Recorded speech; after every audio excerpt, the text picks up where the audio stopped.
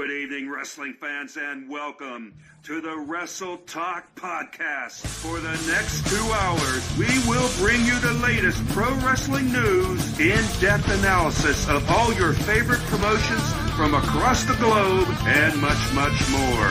We will also bring you exclusive interviews with the greatest professional wrestling personalities on the local, national, and international levels. If you want to follow the Wrestle Talk Podcast, check us out online at www.wrestletalkpodcast.com. You can also follow us on Facebook, Twitter, YouTube, and Instagram. And now, it's time for the reigning, defending, undisputed leader in pro wrestling podcast, the Wrestle Talk Podcast.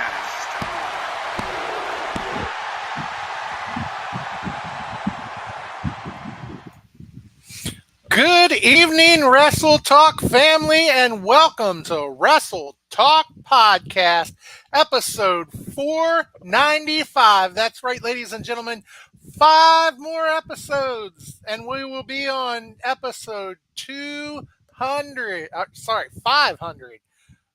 And boy, I tell you, it's been a long road to episode 500, but it is exciting getting there, and I cannot wait for episode 500, ladies and gentlemen.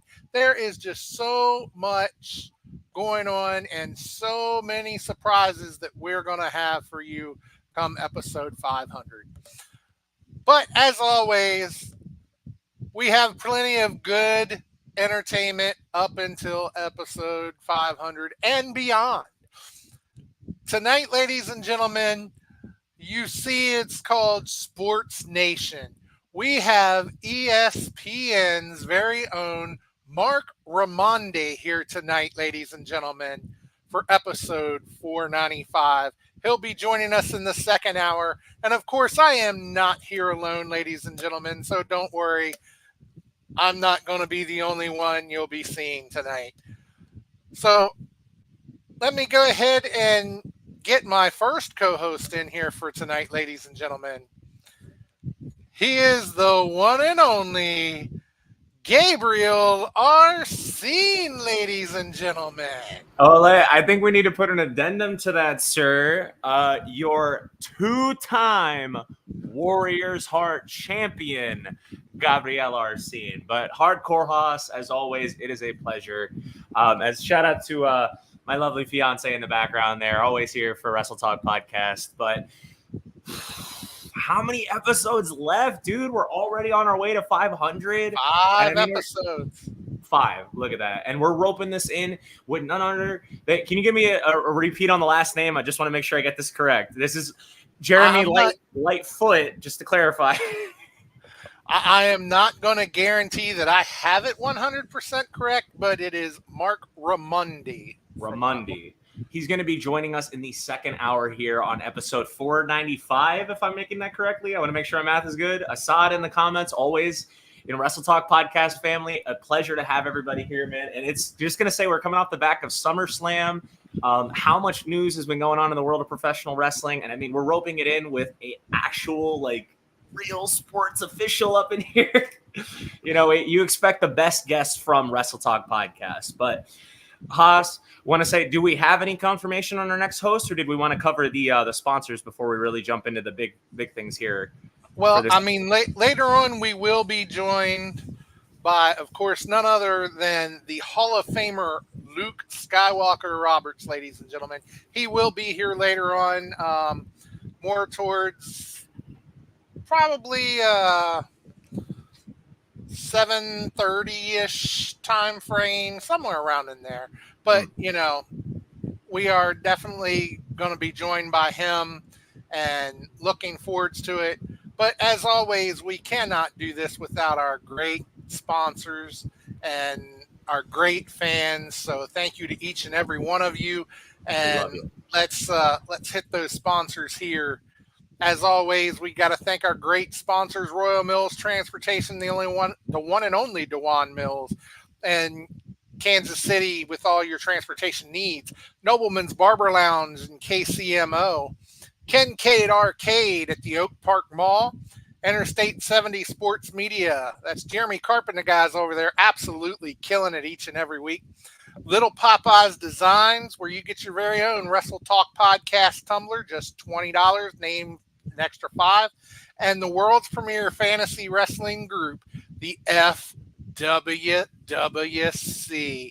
where we have a great time together in the FWWC. And if you're lucky enough to get a championship, you get a real championship, such as the one over my shoulder or over Gabe's shoulder. Gabe. If you thought you got what it takes to take it from us. Longest reigning hardcore champion, second reigning Warriors Heart champion. Takes a little bit more than your average schmo to try and take this from somebody like us, but we're always looking for new challengers. But thank you for covering our fantastic sponsors there, Hardcore Haas. Shout out to Jackson checking in. Heck yeah. Man, we got everybody here tonight. Jimmy Harris Sr., the show can go on, and Big Time is here. Can't be Big Time without Jimmy Harris Sr. in the comments, ladies and gentlemen. But oh my gosh, I'm getting all tongue-tied. I'm too excited. We're $4.95, Haas. It's crazy. But with all of our sponsors taken care of, I feel like there's a bit of, there's something we're missing here, sort of a precedent. And I feel like even though he's not on the show with us right now, he would never let us live it down if we would forget this segment. I think you know what time it is, Hardcore Haas. Optimistic Luke in the comments, shout out. I can see you're watching us on X. Be sure to follow us on the platform. But, with all that having been taken care of, Haas, I think we need to take a moment to remind everybody. If we just take our caps off, place your hands over your hearts, it is time for us to pay tribute to the greatest country on God's green earth. America, damn it.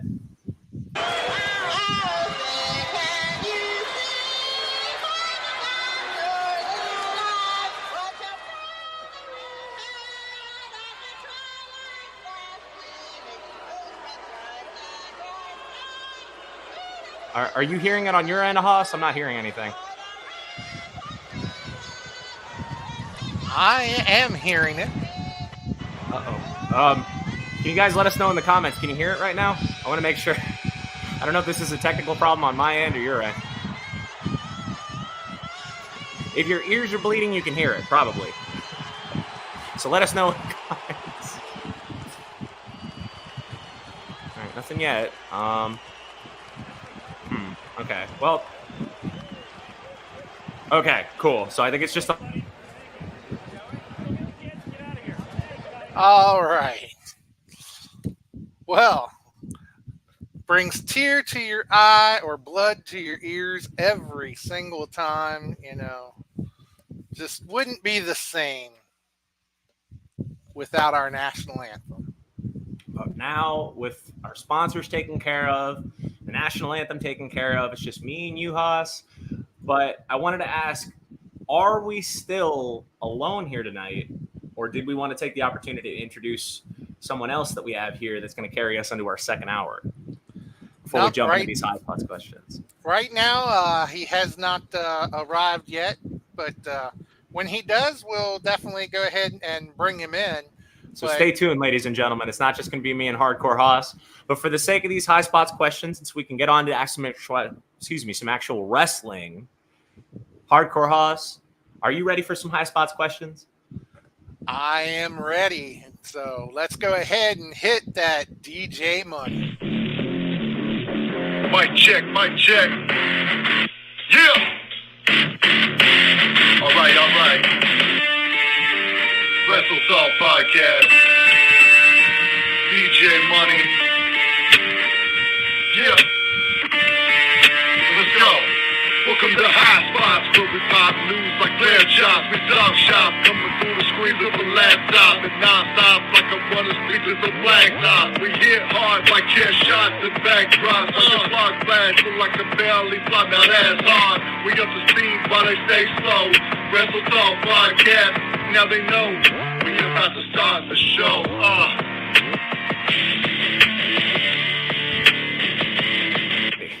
DJ Money always playing us in here in the Wrestle Talk Podcast. But with the high spots question, we got a lot of questions here tonight. I mean, a lot has happened in the world of professional wrestling. I actually wasn't here on the last show. You guys covered all that. No RC needed.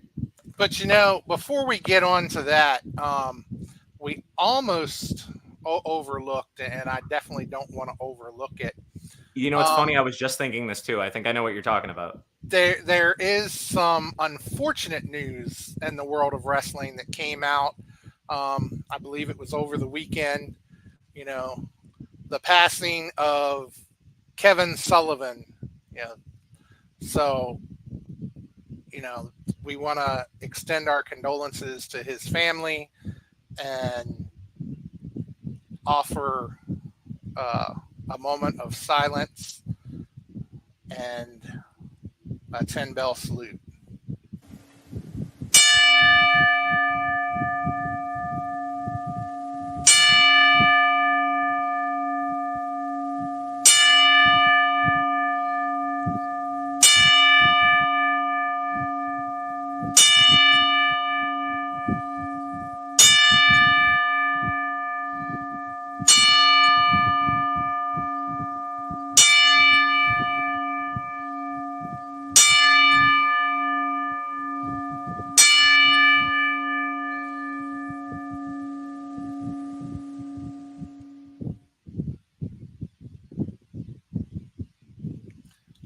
May he rest in peace. Kevin Sullivan, gone but not forgotten. So, always hate to start out with something depressing or downing like that. But, unfortunately, from time to time, it is necessary, of course. So, well, and we like to commemorate people like this. The world of professional wrestling, it's not always, glitz and glamour. There is wrestlers promise to make us cheer, but they also promise to make us cry. And, when it's a shared emotion, especially for somebody, I know there's a lot of people on the internet that are probably losing their mind for their Chris Benoit conspiracies, but I'd like to remember the man in a better light and not in some ridiculous form. So I like to think that we honor him by remembering his career and remembering him as a person. And shout out to Susie checking in. She says she missed Rosanna. We can play it for her again. We'd be more than happy to, Sister Haas. We can't. There's enough for everybody. But let's go ahead and get that randomizer fired up here and get some of those questions in here because there is a lot to talk about, and with Mark coming up here, probably a little after 8, we've got Big Daddy P going to be in here in a little bit, and so so much to cover and so little time to cover it in. So let's go ahead and hit that high spots.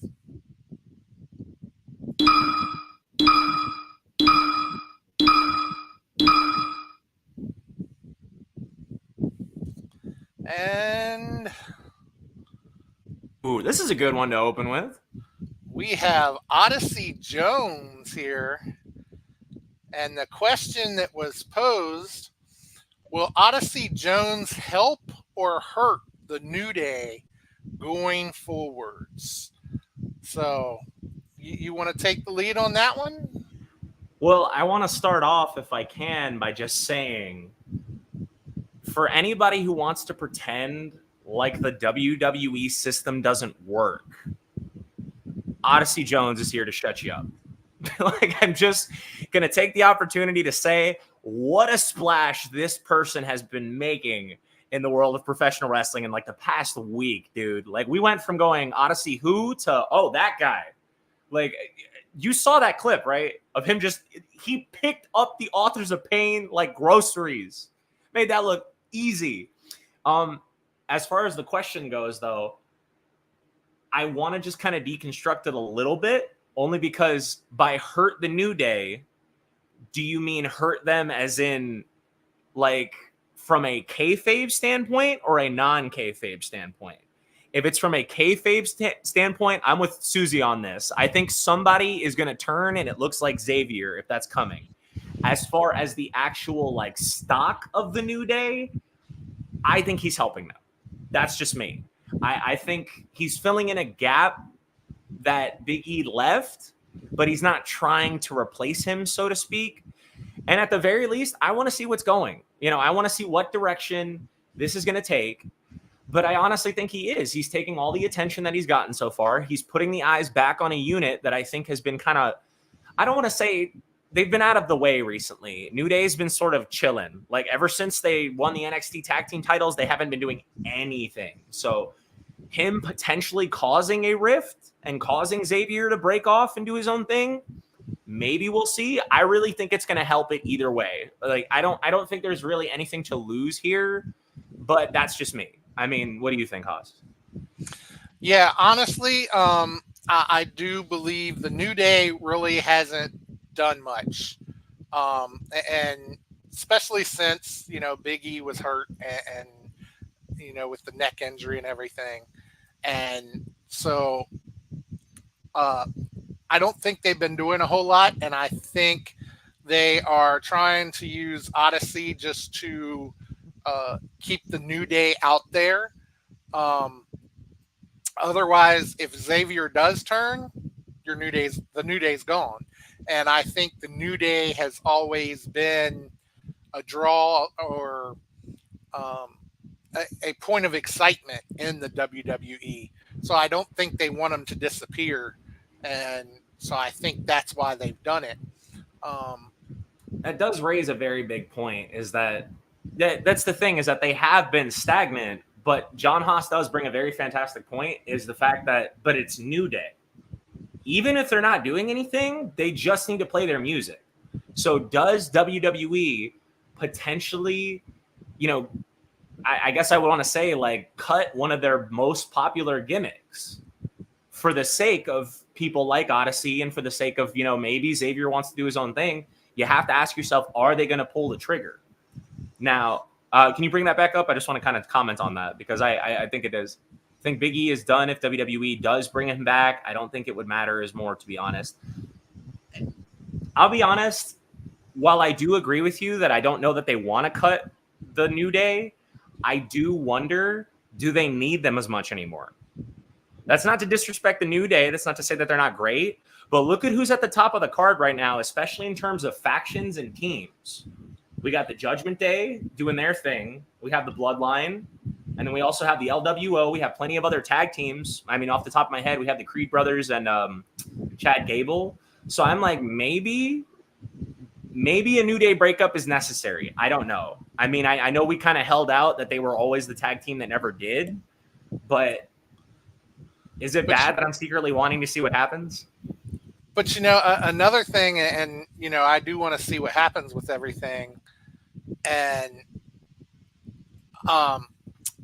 but a swerve that they could throw at people, and yes, I know, I like to throw these swerves out there, and half the time they don't happen. I know. But, I still like to throw them out there. We have to entertain the idea. Wrestling's wrestling. But what if he's not the one that turns? What if Odyssey is the one that actually turns? So you're saying that they want you want them to feed the New Day to Odyssey Jones, is what you're saying, John Haas? Well, I mean, you think about it. Think about who would fit out of that group. Who would actually fit the best with New Testament? Would Xavier Woods really fit with them? See, John Haas is speaking facts, ladies and gentlemen. You just don't want to hear him. But Odyssey Jones would fit with them. So, Odyssey gets to the point where, okay, they're looking, yeah, he's got our backs. Yeah, he's one of us. And everybody's thinking Xavier's going to flip. And then all of a sudden, Odyssey's the one that flips and not Xavier. This makes me think of like the Shield when everybody thought that Ambrose was going to be the one to turn on everybody. And then Rollins did it. That'd be a really interesting bait and switch. Man, now you got me wanting this to happen, Haas. This is why we throw these swerves out there, because you don't know you like it until you hear it. But we could sit here talking about Odyssey Jones and the New Day for the rest of the night. But for the sake of this, let's throw it to the next High Spots question. Yes, definitely. And Shout out to Nikki checking in there. Nikki O'Shaughnessy. I want to say that I'm saying their name correctly. So let's go ahead and hit that randomizer and see what it's got for us this time.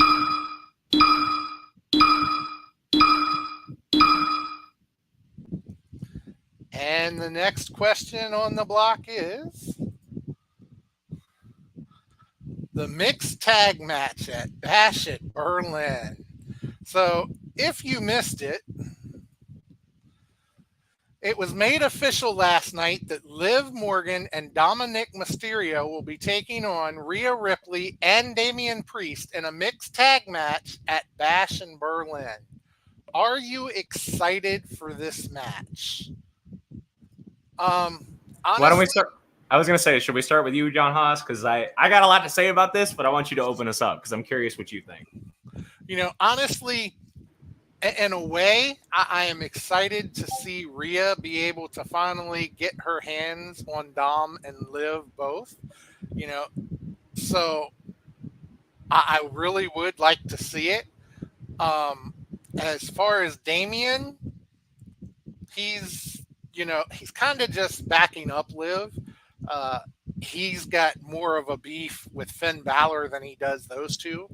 But to see her get her hands on those two would be something if it really happens as a fair match. But you got to keep in mind, you got the rest of Judgment Day there. Are they going to stay out of it?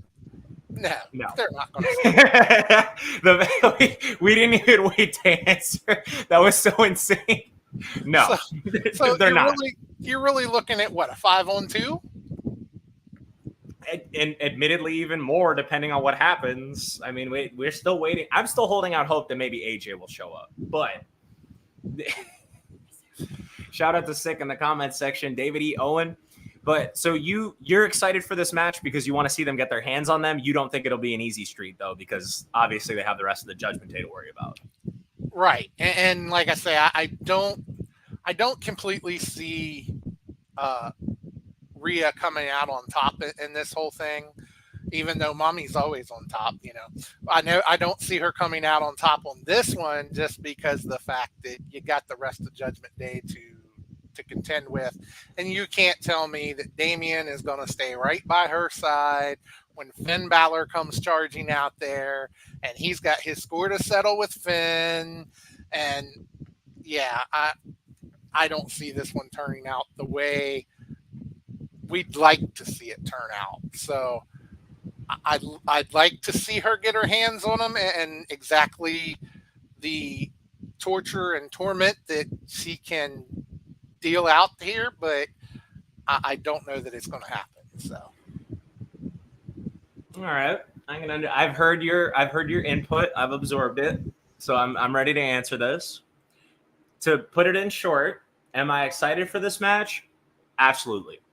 I was never one about like intergender matches. I kind of got annoyed that they got rid of them for a while, so it's nice that we've kind of reached the point where we're allowed to do them. Because you get stuff like this where it's not just an intergender match that's happening for or not a reason, it's happening for a reason. We have a woman, we have a man, we have a woman and a man, doubling up, and they have their roles. So while I agree with you that I don't think Dominic and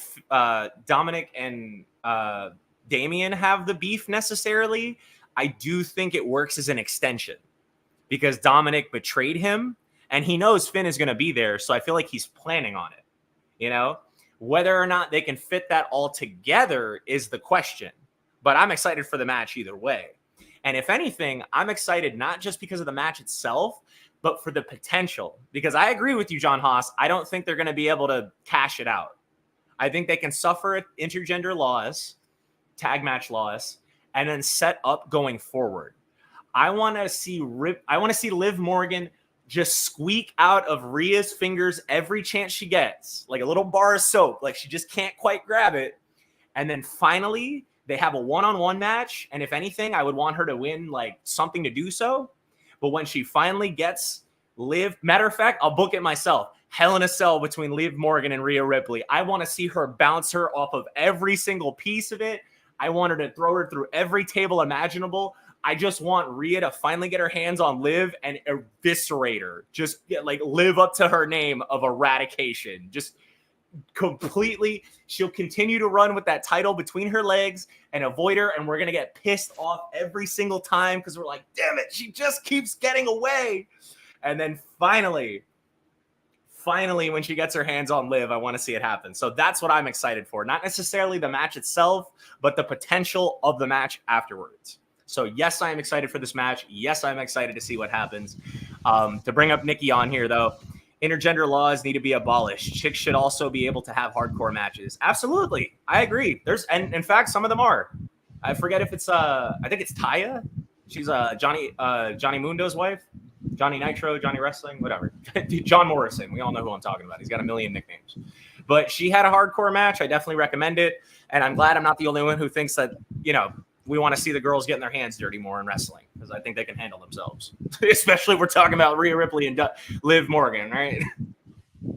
Yeah, definitely. Like I say, I'm looking forward to the day she gets her hands on them, but I just don't think this is going to be, it's not going to be the payoff. This isn't the end. Exactly. I think a lot of people are getting their hopes up, and that's what I guess I want to take the opportunity to say here, folks, is this is not the end of this feud. This is just the beginning of it, and it's only going to get more and more insane.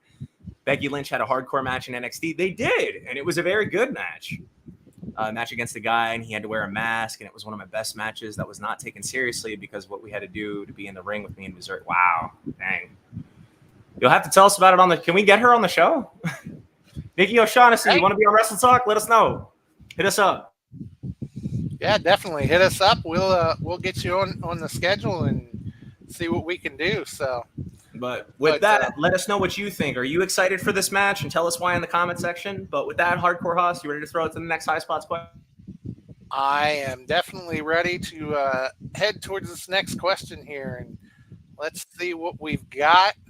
But as we get ready to fire up this randomizer again for the next question, let's go ahead and pull the man in here himself, Mr. Luke Roberts, joining us, ladies and gentlemen.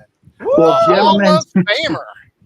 Hey, gentlemen, I'm going to tell you right now, I want to go ahead here. I know we're going to get the randomizer rolling, and I want to give a shout-out to all the Wrestle Talk fam who's going to be turning in tonight watching our interview we're going to have in the second hour with Marc Raimondi in the hour number 2. But I want to chime in here on this question real quick before we get the randomizer going. And I got to tell you right now, this matchup intrigues me, but not for the reason a lot of fans are going to be intrigued by it. And mine is simple. I think right now, this matchup really is going to take and give the opportunity for Liv Morgan and Dominic Mysterio to take it to the next level. Again, Damian Priest, hands down, is probably one of the standout personalities in the WWE in 24, and Rhea Ripley's been that way for quite a while. To me, I look at it from a perspective of, I think the biggest reaction right now in the WWE, and hey, Jim Harris, I see it. I think right now, the person who's getting the biggest reaction in the WWE, or one of the biggest reactions, is Dominic Mysterio. They genuinely do not like his persona. Well, and I think this is one. I think this is one of those. And by extension, the Judgment Day are getting bigger reactions because we want Dominic to die. so Damian and Rhea are getting like colossal reactions because nobody wants to see anybody step on a bug more than Dominic Mysterio. Well, I'm going to tell you right now, I think it's one of those where, if anything, I just want to see how this match is going to turn out, because I think this is really going to give, not that I think Dominic Mysterio really needs it. I think it's one of those where it will take Dominic Mysterio to another level, but I really think it would push Liv Morgan to that next level to be, and again, I don't want to say she's not viable to face Rhea Ripley, but I mean, Rhea Ripley has basically been on a huge wave of momentum. And I think if you're going to want to make Liv Morgan much more credible as a champion, you've got to schedule this match. And I tell you, I'm looking forward to it. And right now, Susie, we're just going to kind of leave that one there. And let's go ahead, Hoss. Let's go ahead and hit the randomizer and get another question up here tonight as part of High Spots.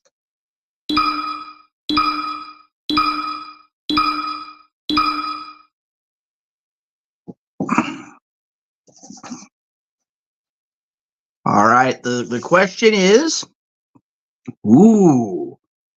this one is definitely going to be one of those that a lot of fans are may not be aware of. Is Dustin Rhodes' reign as a part of the ROH six-man tag team champions another career resurgence? And gentlemen, I really would like your thoughts on this first, because I saw something in this that a lot of people would look at, and if they weren't have been around wrestling as long as I have, they may not have kind of read between the lines here. But Gabe, I want to go ahead and go with you. What are your thoughts about this run of the young men from Texas holding the Ring of Honor six-man tag team titles? Well, and if we could add to the question, I guess, like, what does everybody think about Dustin Rhodes being able to win? I mean, how old is he now? Like, just to throw this out there, Dustin Rhodes. 55, if I'm not mistaken. I'll double check that with the media department. I believe he's 55 years of age. Twilight of his career, and this man is still winning championships. Just has to be applauded out of the gate, must say. Like, anybody to be doing this as long as be lacing up a pair of boots like Dustin Rhodes, crushing it. So for starters, congratulations, and I'm loving it. As far as, do I think this is another career resurgence? Absolutely. I think Dustin's career needs to be studied in every wrestling school to ever teach somebody about the laws of rough and tumble. Because when you look at somebody's career, especially when you look at the tail end of it, you have to wonder, what do they have left to give? They have to ask themselves. And I feel like that's the question that's always going to be asked, no matter who it is. Doesn't matter how old you are, how far you've been doing this. What do you do towards the end of your career? And Dustin Rhodes is saying, I'm giving them everything I have to offer. I think a six-man tag championship for somebody, especially the son of a man who basically created the idea of, three-man championships and, the opportunity for multi-man and potential matches like Dusty Rhodes. I think Dustin has a lot to offer, and I think he's giving a platform to two wrestlers who definitely need the spotlight that they're getting, the ones that they are. The Von Erichs, just to know that they're still doing this many years down the line, and I can't wait to see what comes of it. And the funny thing is that Dustin is such a professional and such an amazing wrestler that I feel like this is just one of many career resurgences we are going to see when it comes to this tail end of his career, as far as, timeline of events, I guess we say, because we were having this conversation back when, he had his match with his brother back in AEW. I want to say how many years ago? It feels like yesterday. So with that, to answer your question in short, Luke, yes, I absolutely do see this as another career resurgence, and I cannot wait to see what comes of it.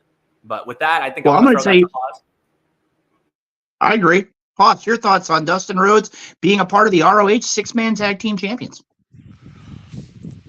Honestly,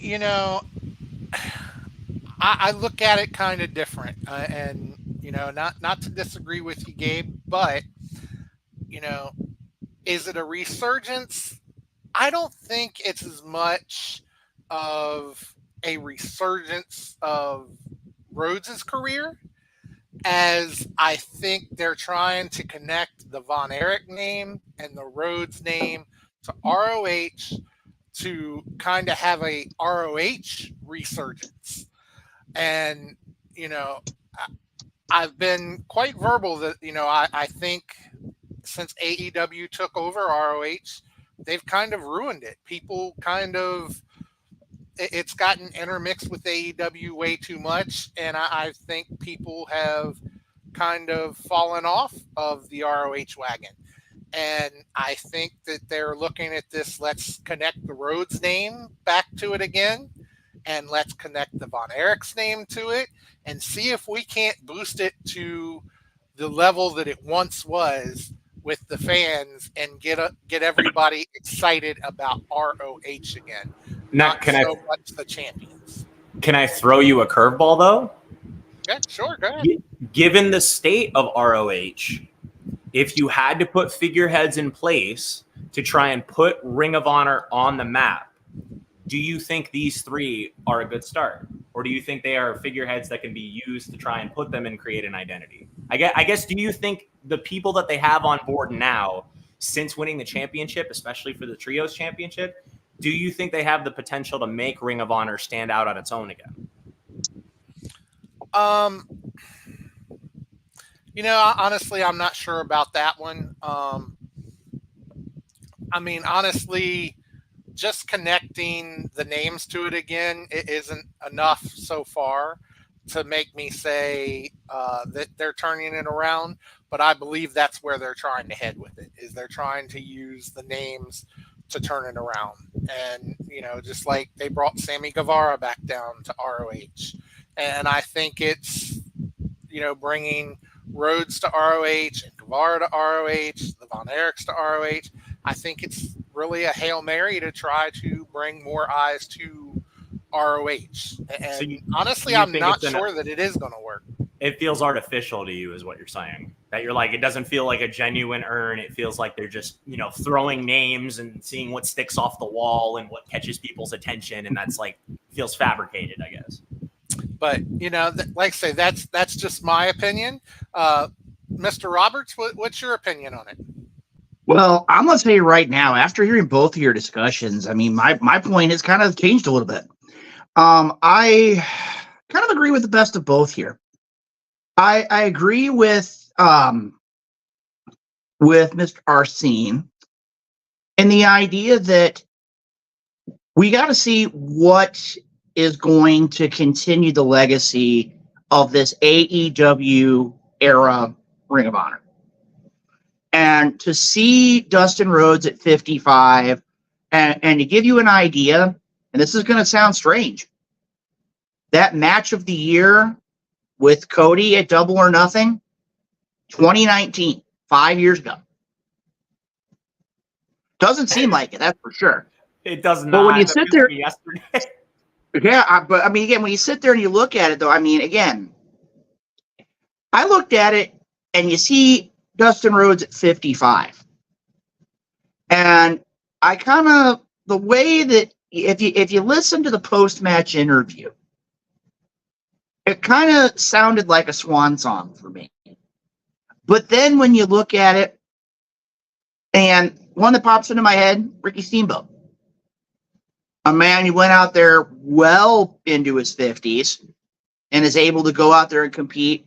And when the fans are chanting, "You've still got it," it was legitimate. I think Dustin very well has shown a lot. Now, I do want to agree with Haas, though, in the idea of, has AEW let ROH kind of sit in a holding pattern for too long? And it's one of those where, has the legacy, even though Tony Khan owns it, has the legacy really burnt out on ROH? But I do have to throw this curveball out here, gentlemen. And this one's going to hopefully get a giggle out of the Wrestle Talk family here. Who's got the better move? The Dustin Rhodes Canadian Destroyer or Ricky Morton's Canadian Destroyer? Let's throw that one out there, gentlemen. Do I have to answer this on live? Yes. And I'm not joking with you, RC. I am serious. Because both men are well out there and they're delivering that move that a lot of wrestlers in their 30s and early 40s are delivering. And for the most part, it's a very viable move for both of them, in my opinion. It really is. I'm rewatching this one right now because I just need to see this in real time. Oh my God. And it was through a table. Good Lord. All right. Because I haven't seen a Ricky Morton one in a while, so I don't want to just give recency bias to Dustin, because it's easy to just be like immediately write it off. Oh boy. The Do I have to pick? Why do you got to do this to me on the air, man? We only got 2 hours. I can't sit here stewing over this. Are we going to go back to the discussion of Wrestle Madness 5 here, Arsene? You got to pick one. Can I use my golden ticket? No. No. You can't use your golden ticket. You can't phone a friend. You can't go with Joe Lance and have him somehow manage to get Gilbert to go on to the next round. I want to say, make a decision. For the sheer insanity of it, and you're going to say this is on the record. I'm sorry to say Ricky Morton has the better Canadian Destroyer. That's my piece. I'm out. Hoss, you got to be a tiebreaker here, my friend. You know, honestly, I tend to go with Ricky Morton as well. Having said that, I think I'm going to shed a tear, gentlemen. I think I'm going to shed a tear on this one. But you know what? You know, that's one thing you got to look at, though, here when we talk about the high spot segment, is the idea of where you got two wrestlers who are, again, proving, and it's an analogy that age is just a number in the world of professional wrestling. And, again, shout out not only to Dustin Rhodes, but also shout out to Ricky Morton. I mean, still going strong in the world of professional wrestling. And again, who knows how long they'll go? As long as they're physically able to do it, we could see them. I wanted to go ahead, Darcy. How many people on this podcast right now, raise your hand, think they can do a Canadian Destroyer? Period. Exactly. It's just I wasn't waiting to put my hands up either, guys. Don't worry. Well, we'll give you an idea here, Arsene. And I'm going to pull that little curtain back with a little bit of Hall of Fame knowledge. There are so many wrestlers in today's world that want to go out there and do ranas and do moonsaults and things like that. You want to know how many moonsaults Luke Roberts, the Hall of Famer as the Hall of Famer to be that Hardcore Hoss talked about? Want to know how many moonsaults I pulled out in 36 years? 3. 1. And to quote one of the great wrestling slogans from the 1990s in the WWE, we'll be talking about WCW and the NWO in a little bit, but we're going to pull out one from the WWE. Brother, at my age, my feet don't leave the ground. And when it comes down to it, to see somebody like Ricky Morton, like Dustin Rhodes pull off that move, big props to him.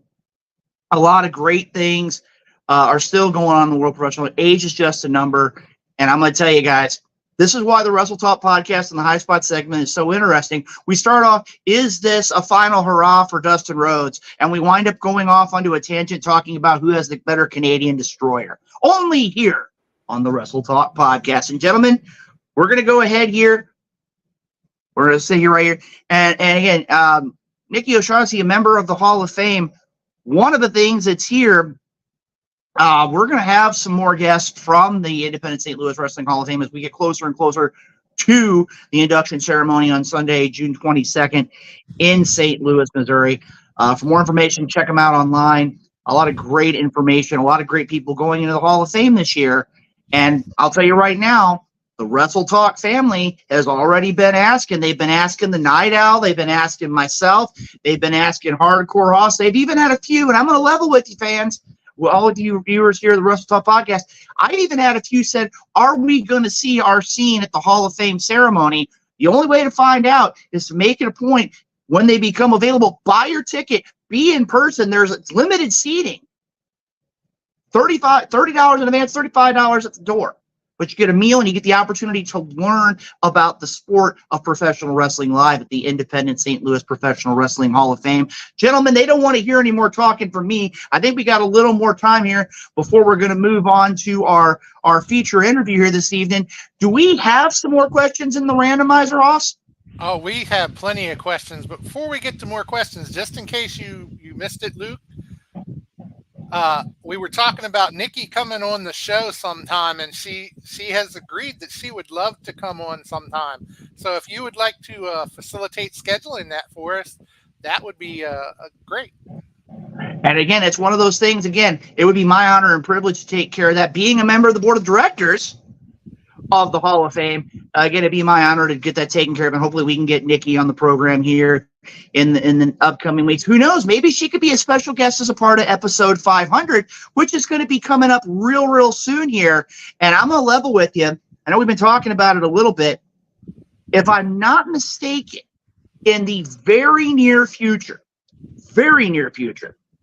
we're going to be able to have the big announcement for episode 500.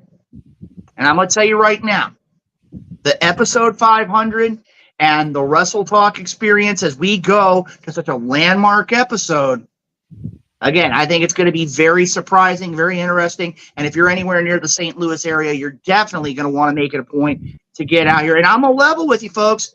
Hardcore Hoss, he's been doing the research. Gabe Arsene has been doing the research. Our colleague on the West Coast, Justin Waits, he's been doing the research. This is going to be a major event in the history of the Wrestle Talk podcast. And when we make that announcement, you need to make sure to jump on it because it's going to be a great weekend of professional wrestling. And again, episode 500 of the WTP. Let's go ahead and hit the randomizer one more time here with the high spot segment here tonight on the Wrestle Talk podcast. Well, actually, I have a question here that I couldn't find a graphic that I felt really fit the question well.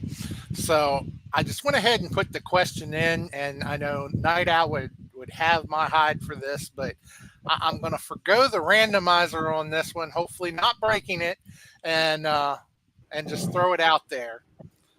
And that is, what do you expect to see moving forwards in professional wrestling industry with all the upcoming changes? It just seems like since, we've been talking about, all the great legends of the past and everything, it seems like this would be a good time to throw this question out there. With all the changes coming up, what do you expect to see moving forwards? So who wants to tackle this one first? I think I'm going to go ahead and kind of walk into this first, but this question really is very a opening Pandora's box of questions, because there's a lot of different ways you can perceive this question. And gentlemen, I want to throw the first one out here, and I know that you guys are going to have other spins on this. And again, I hope that the members of the Wrestle Talk podcast family will send us their thoughts in the comments section so we can share them here. My first question is this.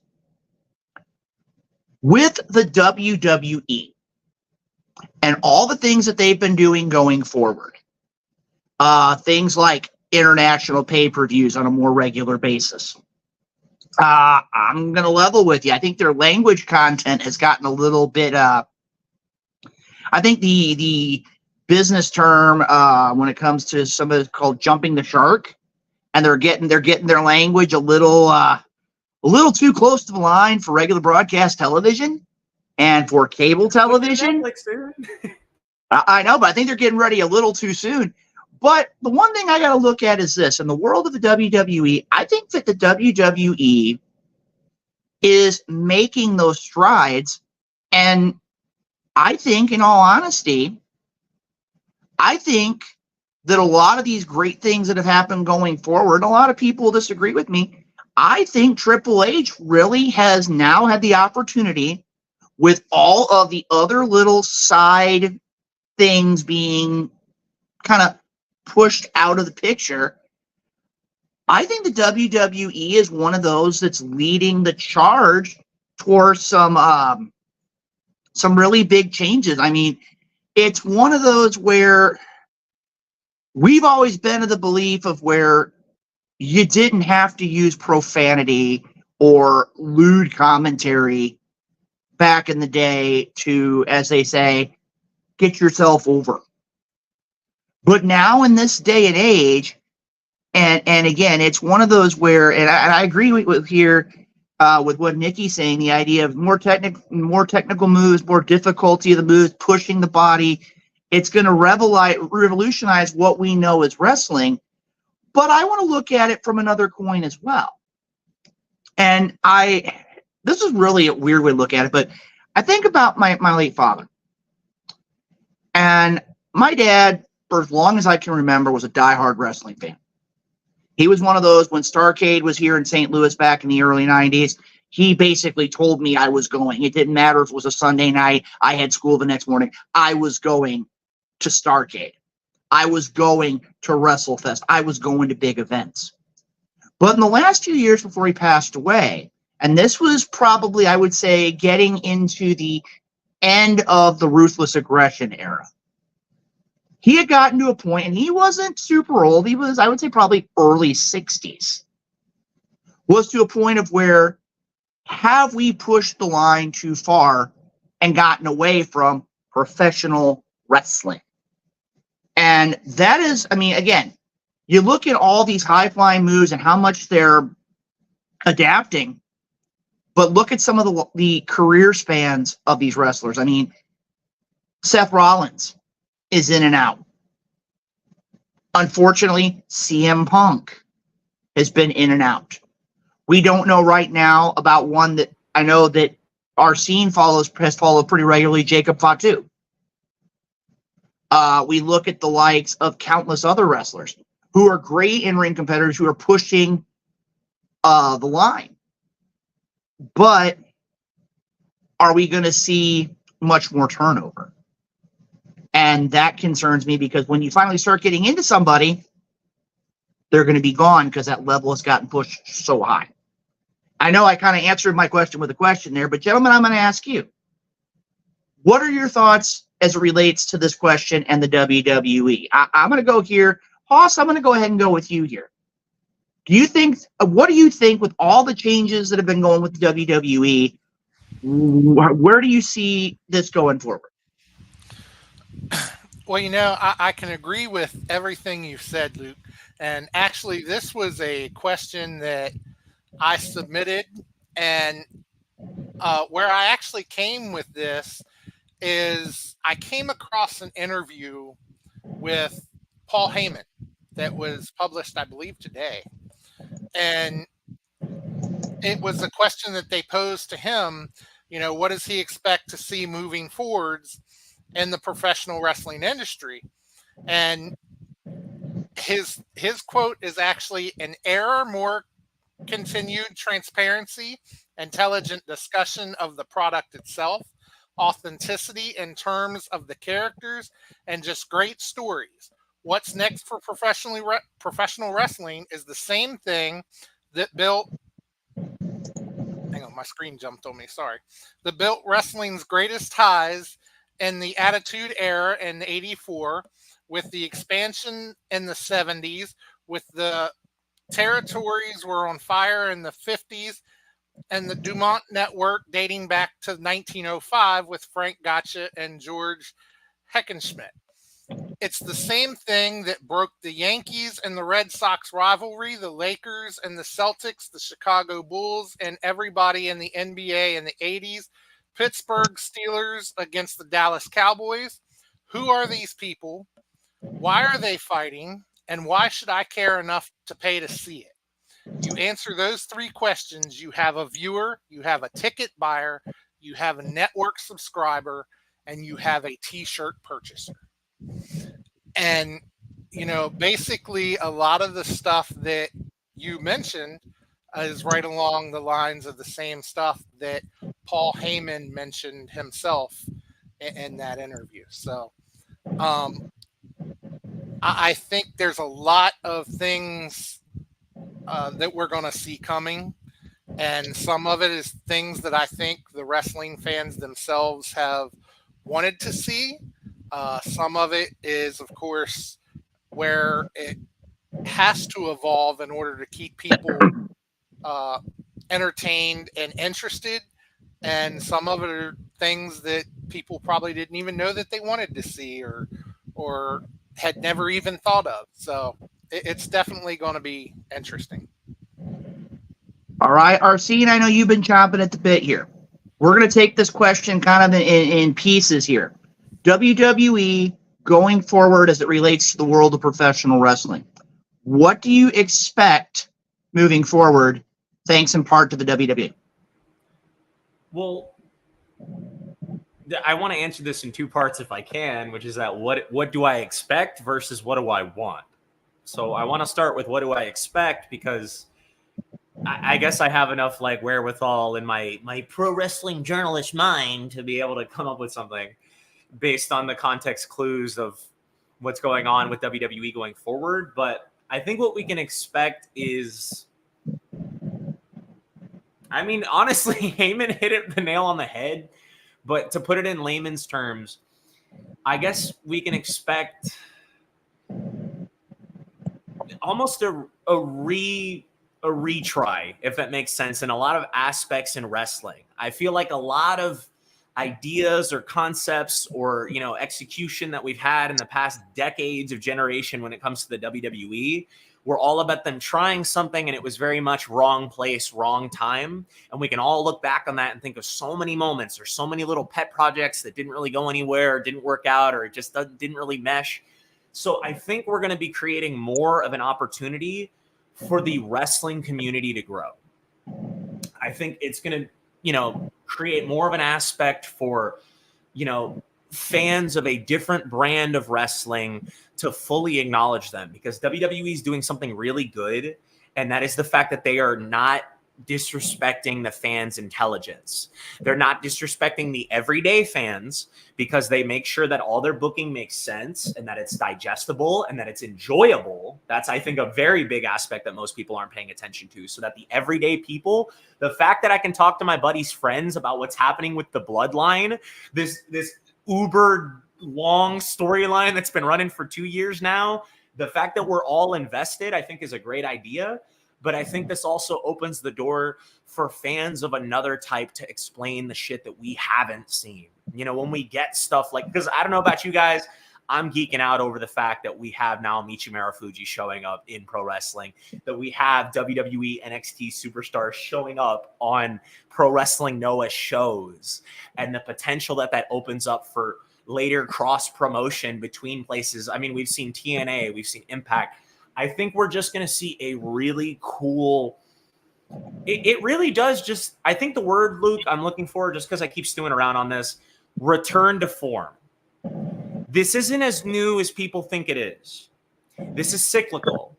Wrestling, everything you've ever seen has been done at least once somewhere down the line. But I like to bring it back to my original point, which is that we are going to be seeing things that we've seen, but now it's the time. Now it's the time where we get to see pet projects like when Mystico first showed up as Sin Cara actually thrive and work here in the WWE. Treat the Mexican, luchadors that they like to bring in from CLLL or AAA with the reverence, with the, level of degree that they need to be treated with. Treat the Japanese strong style people. Tell people, hey, yo, this is why this dude is the shit, and you need to pay attention when he kicks people.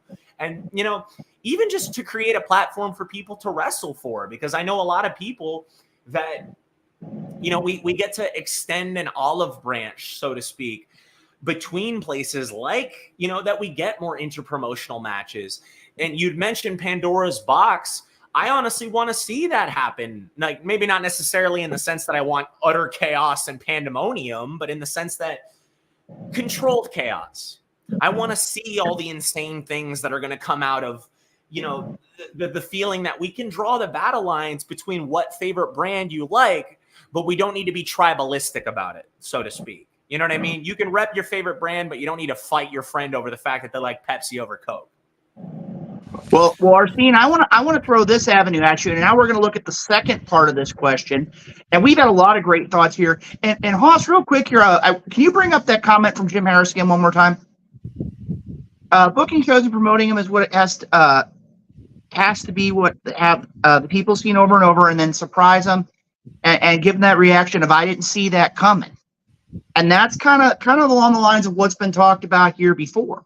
Is the idea of where you have to find ways to suspend belief. Now, I want to throw this at you another way. And again, this question has a lot of different layers here. And again, to give you an idea, Marc Raimondi, the author of the book Say Hello to the Bad Guys, going to be here on the program in just a few minutes. Actually, looking here at the clock, he will be on in approximately 10 minutes. Here on the program. So make sure you get your questions ready. Make sure you let your friends and family know. It's going to be a great interview here on the program. Now, here's my second part of this question. The WWE brings their own perspective. My question is, does a lot of this push forward fall on the shoulders of promotions like an AEW, like an MLW, like a AAA, like a New Japan, like a Pro Wrestling Noah?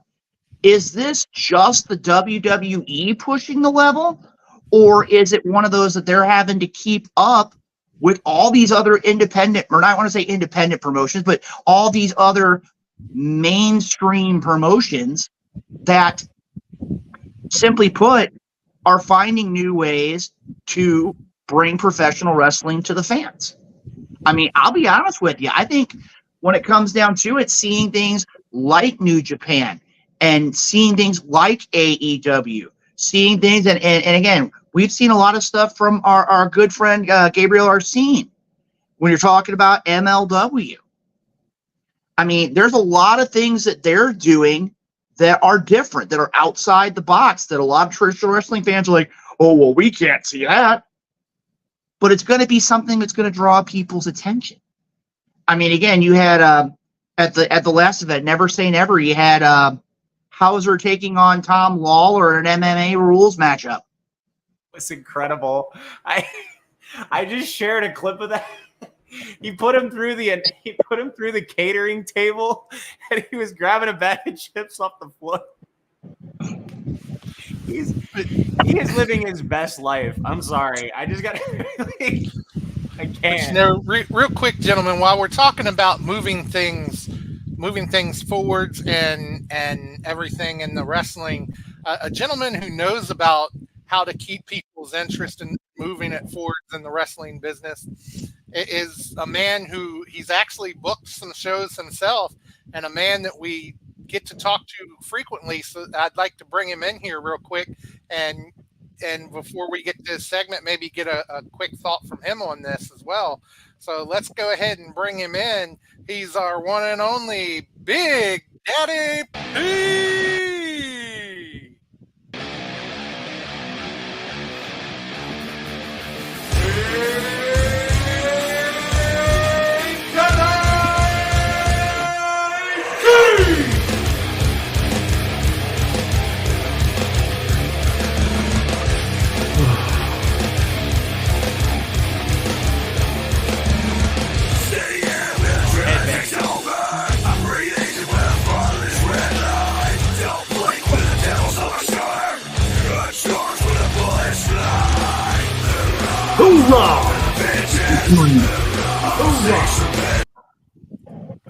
All right, How Big we doing, Daddy Big P, Daddy? you saw the question, my friend. This is one that's going to have so many different avenues. And Hardcore House, I want you to bring this up here real quick, because I really want to hear what Big Daddy P has to say with this question. Go ahead and bring it up here real quick, if you'd be so kind. The last question, talk about what do you expect to see moving forward in the professional wrestling industry with all the upcoming changes? We've talked about WWE. We've talked about a lot of the other mainstream promotions. You being around professional wrestling as long as you have, how do you see the direction of the wrestling industry going in the foreseeable future?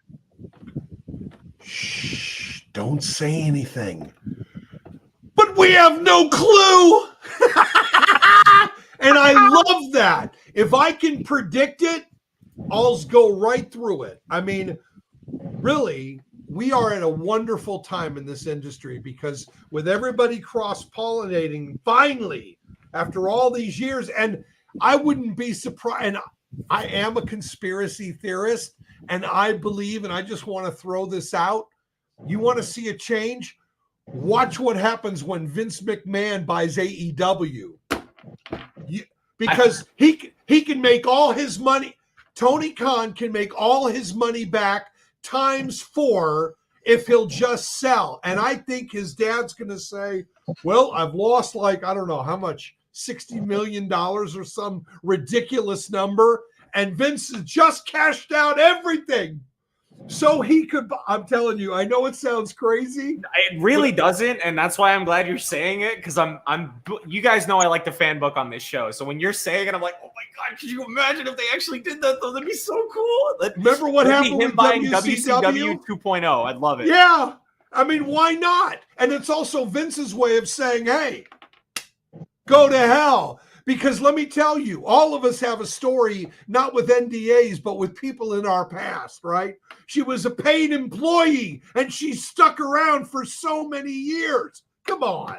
So they'll get it all figured out. It'll all get settled out of court. And I'm telling you, I think it's just going to be wonderful, because in the end, it might not happen. We have no clue, right? We can speculate until we're purple. But could any of us predicted? I mean, okay, we all knew Roman was going to come back on that night. I mean, all of us did, right? The question was when. So they have us by the balls. They really do. And we keep wanting to see what's going on. And I'm thankful that they make it so interesting. And the future, as long as the world doesn't fall into nuclear war, I think the wrestling industry is going to be just off the charts, because everybody's winning on every avenue. Some stadiums are empty, some are low, but it's still moving. And there's so many new people coming in from all walks of life, from all over the world, that we haven't begun, just like the transition between the territory days to when Vince McMahon took over, right? That was pretty devastating for all of them, but they got through it. Then they went to the cartoon 80s and they got through it. And then so we're just seeing the iceberg. We're just seeing the tip. But again, you know something, Big Daddy Pete, your perspective here is very true. And that's one of the things when you look at this question, there are so many different ways you can look at it. Whether you look at the idea of going back into the territory days, you look at the WWE and how you go to the Attitude Era, the Ruthless Aggression Era, the Monday Night Wars. You go now to a lot of these other mainstream promotions that are putting things forward. And again, that's one of the great things about the Wrestle Talk podcast is we can have such varying views, but all of them make a ton of sense. Another thing that makes the Wrestle Talk podcast so important each and every week is having the opportunity to have you on the program as a part of the Snippets of Truth segment. And I want to go ahead here real quick. I got two that I want to bring up myself before we really get into the snippets here tonight. First of all, had opportunity, as we've been posting here as of late, and Hardcore Hoss, you could post up the GoFundMe for Jeffrey Hyde's family. I know that they've really been encountering some issues here in the last few days, trying to get things taken care of. Again, their family could use all the support possible. Make it a point to if you want to donate to the Hyde family, make it a point to go to the GoFundMe. We'll make sure that if you would need it to go ahead and go online to help out his family. But I also want to give a shout out, and I normally don't go into a lot of people's business, but bear with me here just a second. I had there's a brother of mine in the professional wrestling community. And I really feel that his family needs to be respected here and shown the support of the Wrestle Talk podcast family. He and his wife, he's a longtime wrestler here in the area, Damian Blade. And he was expecting a new addition in his family. And the end result, and I'm looking because there's also a GoFundMe here. His daughter had some severe issues. Mom, the heart rate dropped. The young girl did not have oxygen for approximately 7 minutes. And the mom had to have surgery as a result of the labor and delivery.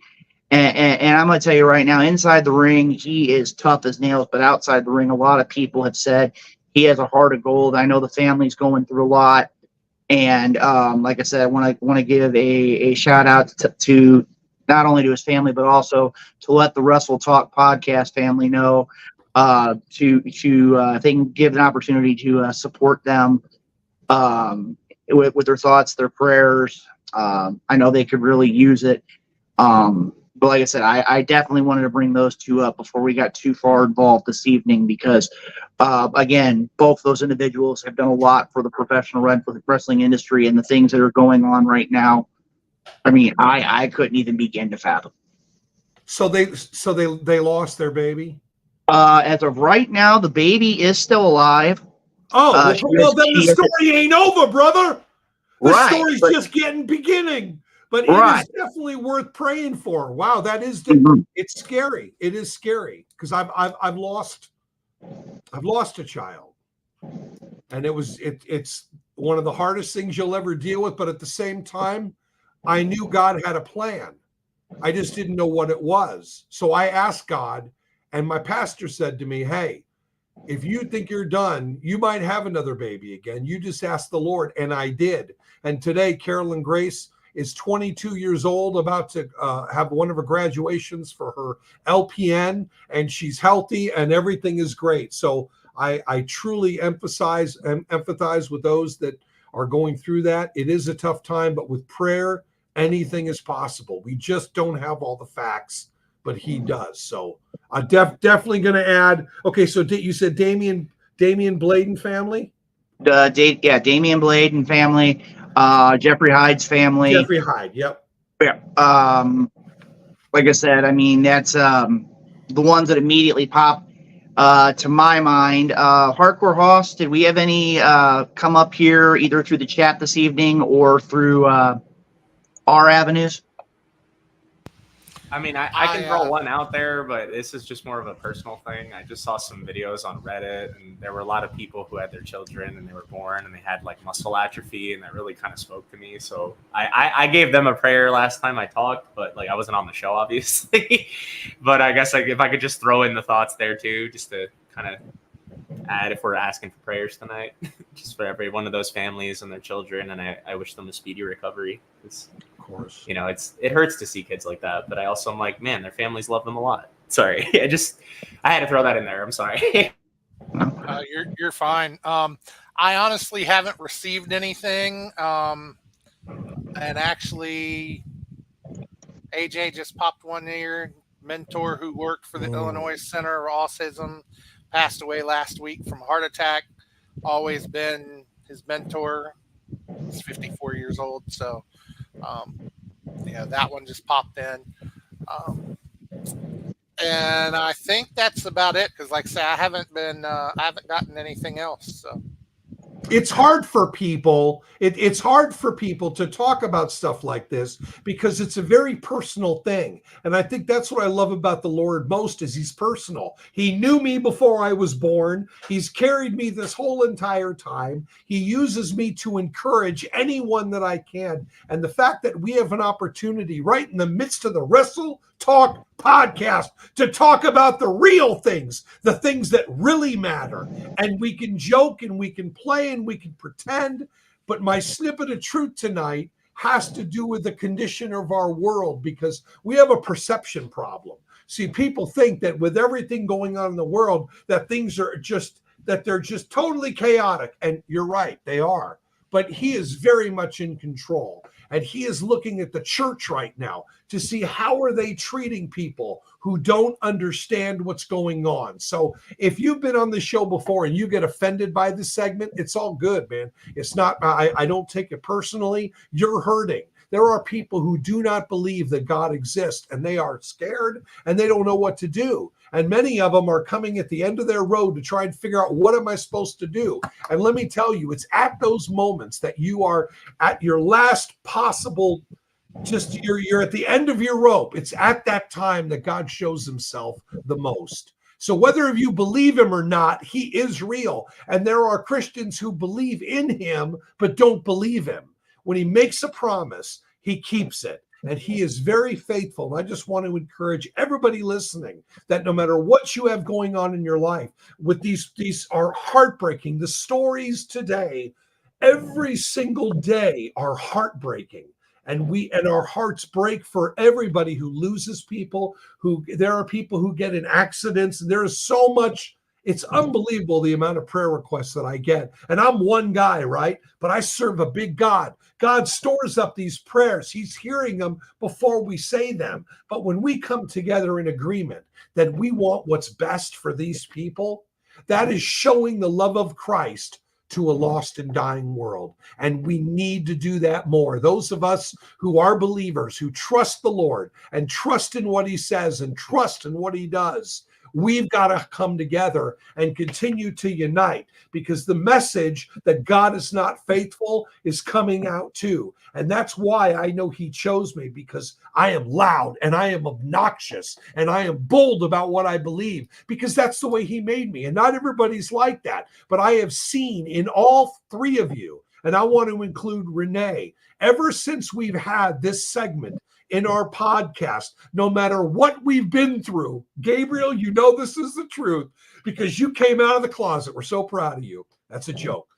But in the end, we know that God is real. We know that he answers our prayers, because we've seen it with our own eyes and we've heard it with our own ears. So I just want to encourage you, and I'm going to pray, and then we can get to your guests, because I know that as we get closer to show 500, it's all about the guests, man. It's all about the guests. And real quick, Big Daddy, one thing that is great when it comes to God is I'm sure there are people out there right now who they have something on their hearts, they have something on their mind, and they think, I don't want to put it out there for everybody to see it, or I don't want everybody to know this, but it's just there on their hearts or their minds. You don't have to, because just by the mere thought that you're thinking about it or that it's on your heart, God knows it. And, the fact that it's there enough for you to think about, it's still covered under the prayer. Now, very quickly, very important, because I know that I came on a little bit, I guess, later. Am I supposed to come in a little earlier at like 7:45?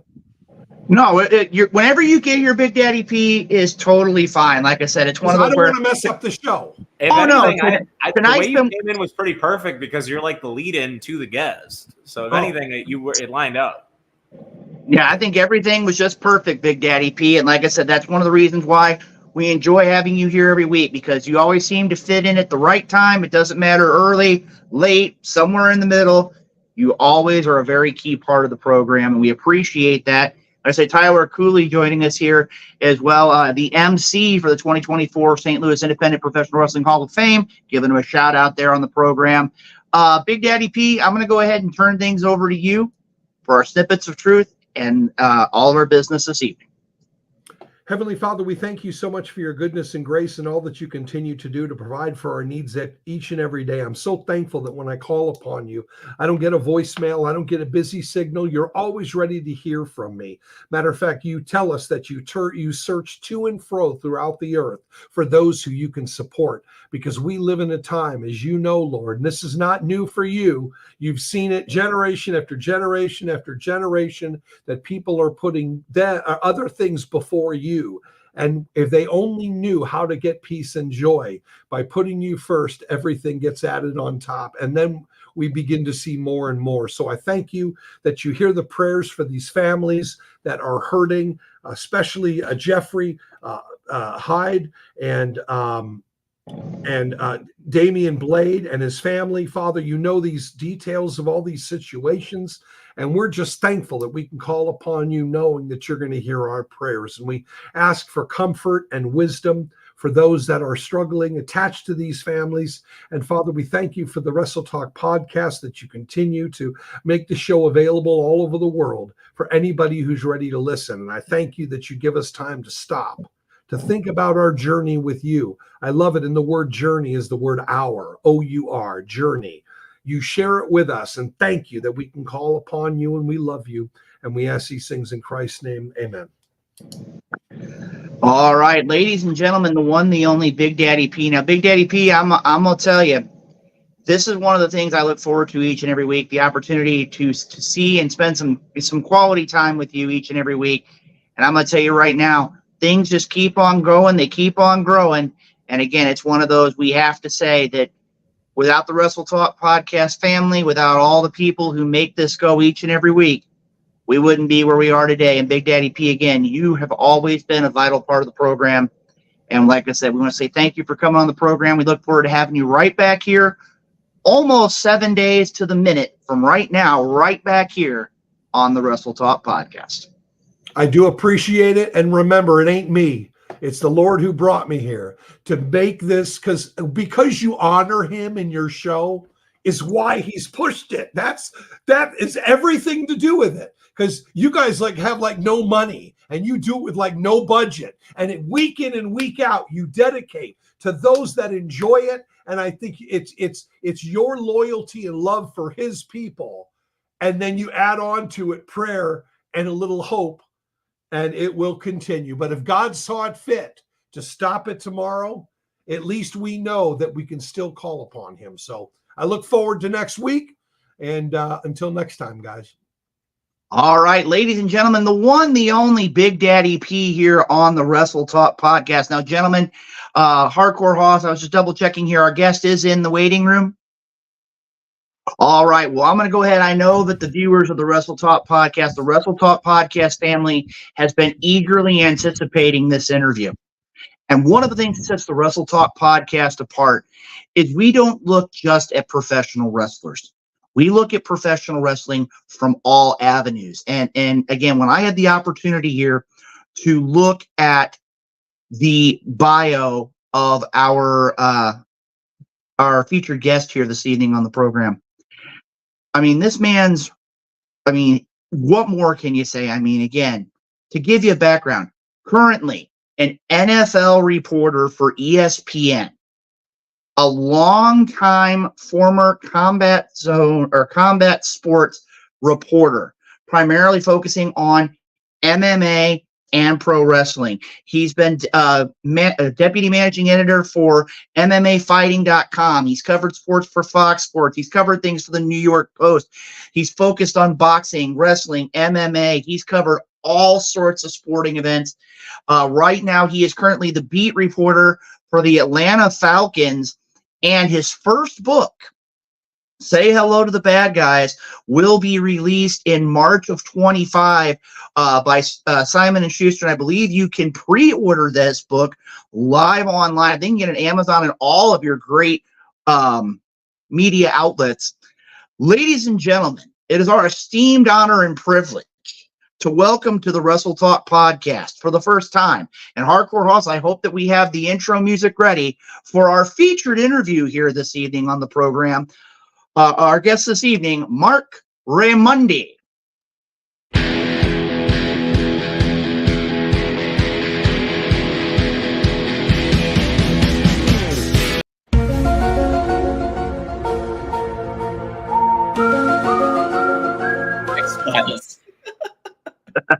Marc, welcome to the Wrestle Talk Podcast. How you doing this evening, sir? What's up, guys? I felt like I was on the X-Files when I was listening to Daddy P over there. I thought I got a little thrown off with the prayer.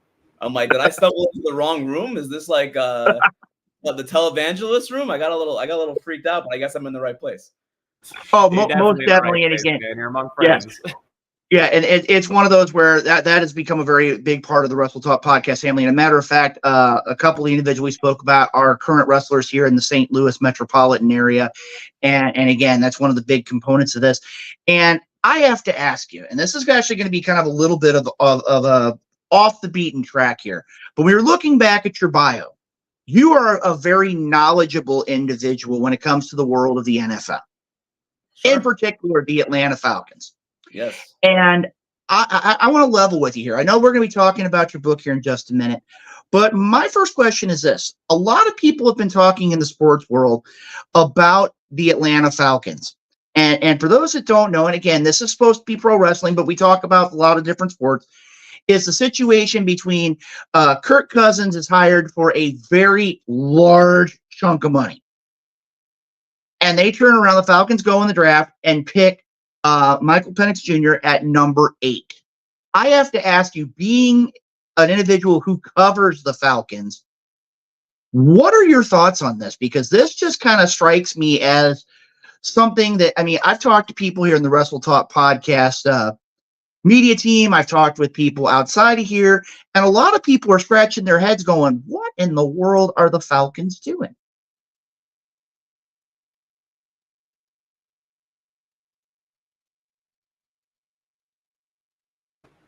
I think he may have frozen.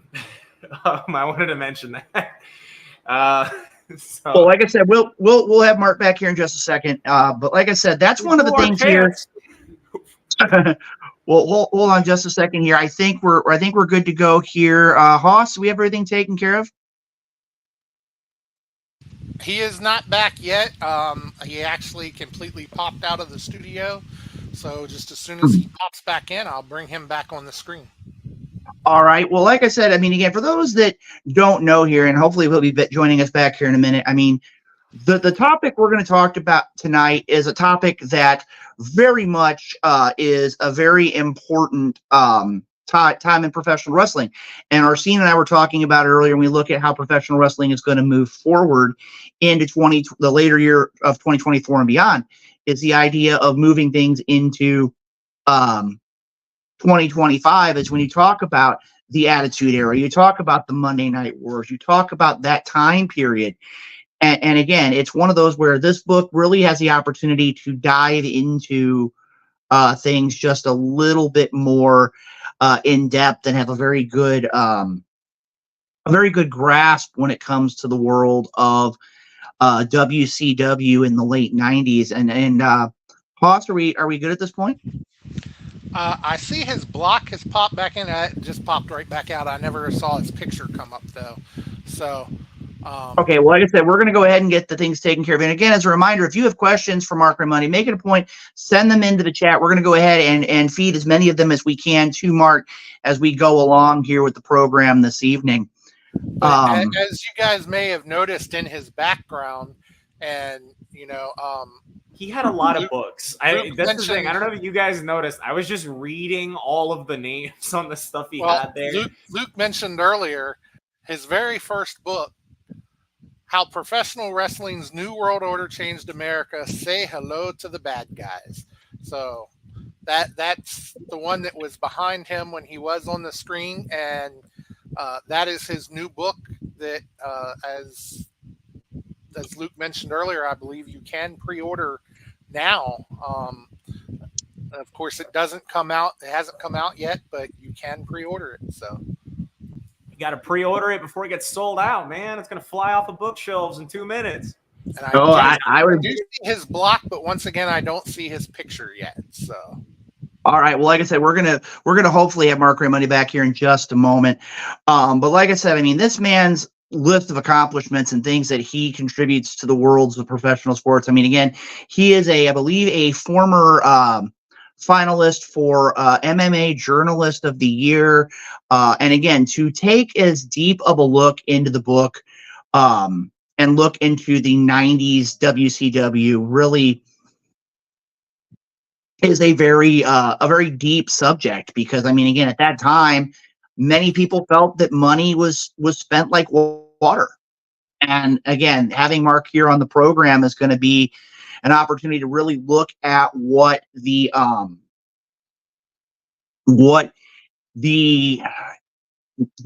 Monday Night Wars era was. We see a lot from the WWE side, but we don't necessarily see as much from the WCW side.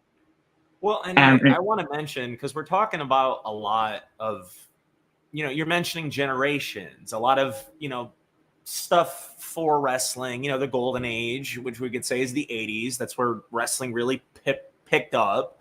The 90s was the Attitude Era, and we had the Monday Night Wars, and the 2000s were the Ruthless Aggression, and then PG era, and so on and so forth. And I know we're still kind of on the boat of whether or not we decide what to call this era.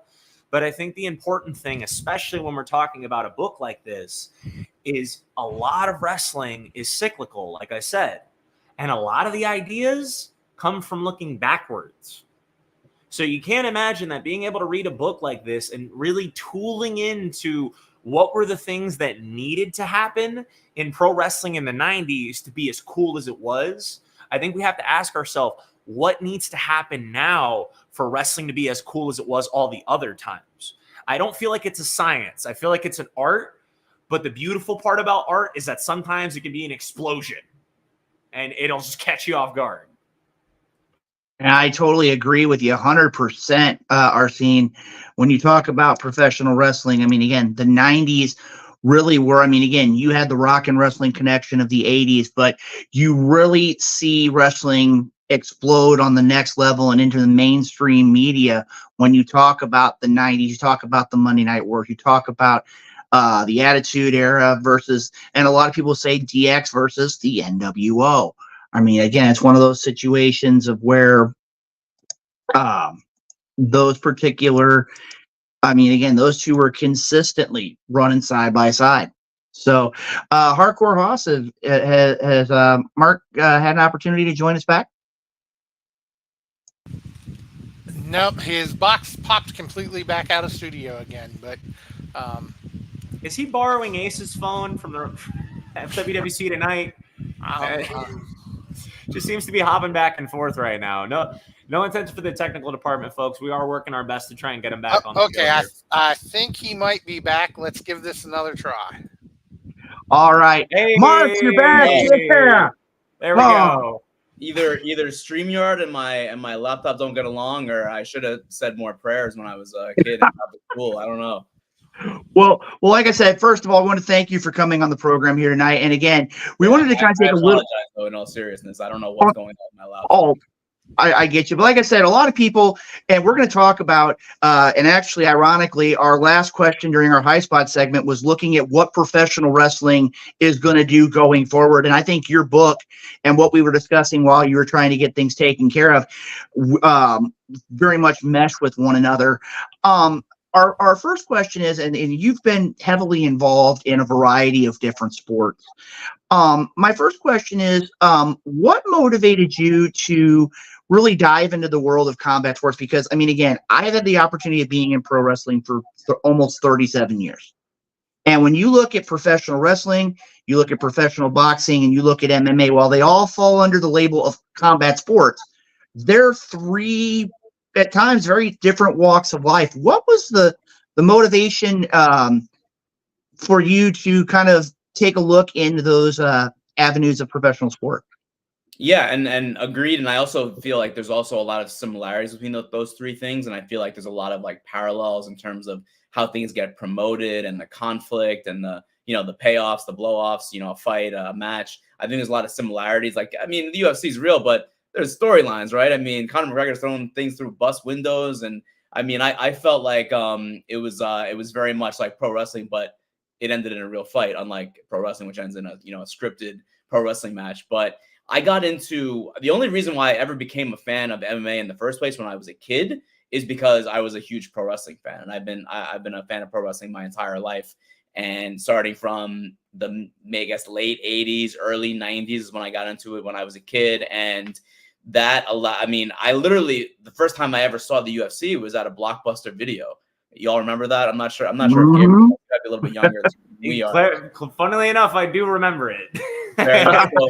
I'm not that much of a young blood. It was like early 90s, and I'm at Blockbuster with my dad. And as I did when I was at Blockbuster, I went to go look for the wrestling VHS tapes, the whatever, the pay-per-views or whatever they had at Blockbuster. And one of the things like in the wrestling or like the wrestling adjacent section was, I think UFC 1 or UFC 2, I can't remember now, it was a long time ago. And I remember picking that up and looking at it with my dad. And I was pretty young. I was probably like 9 or 10. And we were like, it looks like it's pro wrestling, but it says that it's real. So it was like, this is fascinating. We have to, take this home and like figure it out what it is. And we watched it and I was kind of hooked from there. And I was like, oh, this is really interesting because it appealed to me as someone who was a pro wrestling fan, but I guess I have some, I guess I like violence. And I kind of like, sought that out. And I was drawn to that because it was so raw and so visceral. And I was just a fan of the UFC ever since, and still a wrestling fan, of course, through the Attitude Era and, when I was in high school and college and so on and so forth. As far as covering the sport, there's not a whole lot of jobs. So even in MMA, when I was coming out of college in 2006, I know I'm aging myself a little bit, but there wasn't a lot of like full-time jobs covering MMA at that time, right? They were very few and far between. Look, even now in 2024, as big as the UFC is, there's really only a few like really full-time jobs where you can make a living and provide, for you and your family. So that was never on my radar coming out of college, even though I was a fan of it and I was watching a lot of it. So I kind of went off and I covered, your traditional sports, like a lot of reporters do out of college. I covered high school sports. I covered a little bit of everything, guys. I mean, if there's a sport that exists in the United States, I covered it on some level, whether it be high school, college, or the pros. I ended up working for the New York Post for several years, and that's kind of where I got my start covering MMA because there was no one at the Post covering MMA, and I loved it, and I was watching a lot of it, and I was doing a lot of other things for the Post, but I got them to agree to let me start writing about MMA for like the nypost.com, the website. And eventually I got some stories in the paper. I got a story about Ronda Rousey in the paper in like 2012, 2013. I got a big story about Chris Weidman in the paper because he was big that time. He was going to fight Anderson Silva, and he ended up winning that fight and becoming the champion. And he was from Long Island. It was a local tie for the Post. So they gave me like a nice spread, like previewing that matchup. And that's kind of where I got started. And then I ended up working for Fox Sports, MMAfighting.com, and then after that, ESPN. And I covered combat sports. I covered the UFC for 12 years, give or take. And it was crazy because I think that was a very formative time for that sport, for the UFC, because it was the boom period, right? It was the kind of the time period where it became mainstream. And I consider myself very fortunate to kind of be like on that wave with the sport. You felt like you contributed to that. I wouldn't say that I contributed, but I was lucky enough to be able to chronicle that. Like I was able to chronicle the rise of Ronda Rousey, and I guess the fall of Ronda Rousey, the rise of Conor McGregor, and I guess maybe the fall of Conor McGregor. And so on. Well, they always have to rise and fall. Big fights. And, I covered Floyd Mayweather versus Conor McGregor, which ended up kind of starting this like cottage industry of these genre boxing events. With celebrities and so on and so forth. So, I've covered a ton of Jake Paul fights. So I feel very grateful that I was able to do that for so long and in a full-time capacity, because I know a lot of my peers, it's tough. Wrestling's the same thing, as you guys know. It's a niche product. It's one of those things where, it has that hardcore fan base, but for some reason, media outlets and other places don't want to give it the funding and the opportunities. So I feel very lucky that I was able to do that for so long. And well, Mark, go ahead. If I may jump in here with a question real quick. You may. It's kind of show my age here a little bit. When I was younger, I can remember seeing George Michael's Sports Machine when he used to cover professional wrestling. And I can actually remember there were some people who they used to give him flack for covering professional wrestling and kind of make fun of him for it because, that was when they started saying, well, professional wrestling's not a sport. And did you ever run into anything like that? And did you ever find that type of resistance covering professional wrestling and combat sports and stuff? Absolutely. I mean, I think I was gonna say I still do, but I cover the NFL now, but it's only been a few months. I just started covering the NFL in April, so I was covering the UFC until UFC 300 back in April. But yeah, for every single one of those years that I mentioned, I got some form of flack for covering that sport, because it was like one of two things. If it was MMA, it was like, oh, well, that's like really bloody, really brutal, bloody sport. I can't watch it. And if it's wrestling, it's like, you guys, what I'm going to say already. It's fake, right? That's the kind of, exactly. Yeah. And it's like the lean in. No, I don't know. I've only been watching it since like 1989. I have no idea that it's fake. But yeah, that type of stuff definitely, because I consider myself, a journalist, and I have a journalism degree, and I've covered every sport that there is, a lot of major events in all sports, and pro teams in all sports. Yeah, I mean, I do feel like it gets looked down upon, and there's still kind of a stigma against it, which I see changing, because I work at ESPN, and you'd be surprised how many fans of wrestling there are at ESPN, or maybe you wouldn't be surprised. There's a lot of us, and we even have a Slack group of just like the wrestling fans in our Slack group for ESPN, and we talk about a bunch of stuff like during the week about what's going on, and it's great. But there's a lot of people. I mean, look, Stephen A. Smith is a wrestling fan. I mean, he's the number one guy in sports media, right? He's a wrestling fan. Pat McAfee is one of the highest paid sports personalities, and he does commentary for Raw. My good friend Joe Tessitore is on SmackDown and Raw now, as the color commentator. He's an ESPN guy like me. So it's like, even though that stigma still exists with some, I feel like it's broken through and it's become much more accepted now than it was before. All right. Well, I'll throw it back to you there, Luke. I just wanted to throw that in there. It seemed like a good spot to kind of throw it in with where the conversation was at the moment. I take the opportunity. I'm sorry if I talked over you at any point there, Mark. It's just you hit the nail right on the head. How dare you? I mean, I can't believe it. No. I'm so sorry.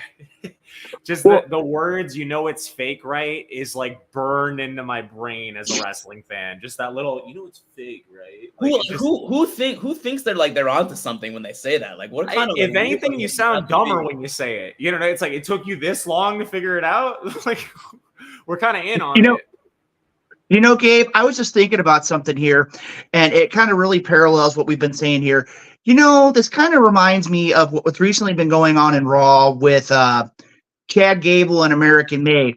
I know who the Wyatt Six are.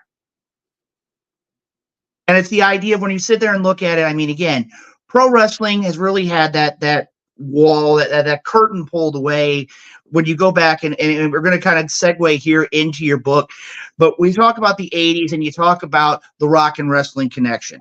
You talk about the opportunity of when you had WrestleMania 1, you had the Cyndi Laupers and the Muhammad Alis and the Liberace's and the Billy Martins and the Bob Ukers and everybody really making that journey forward.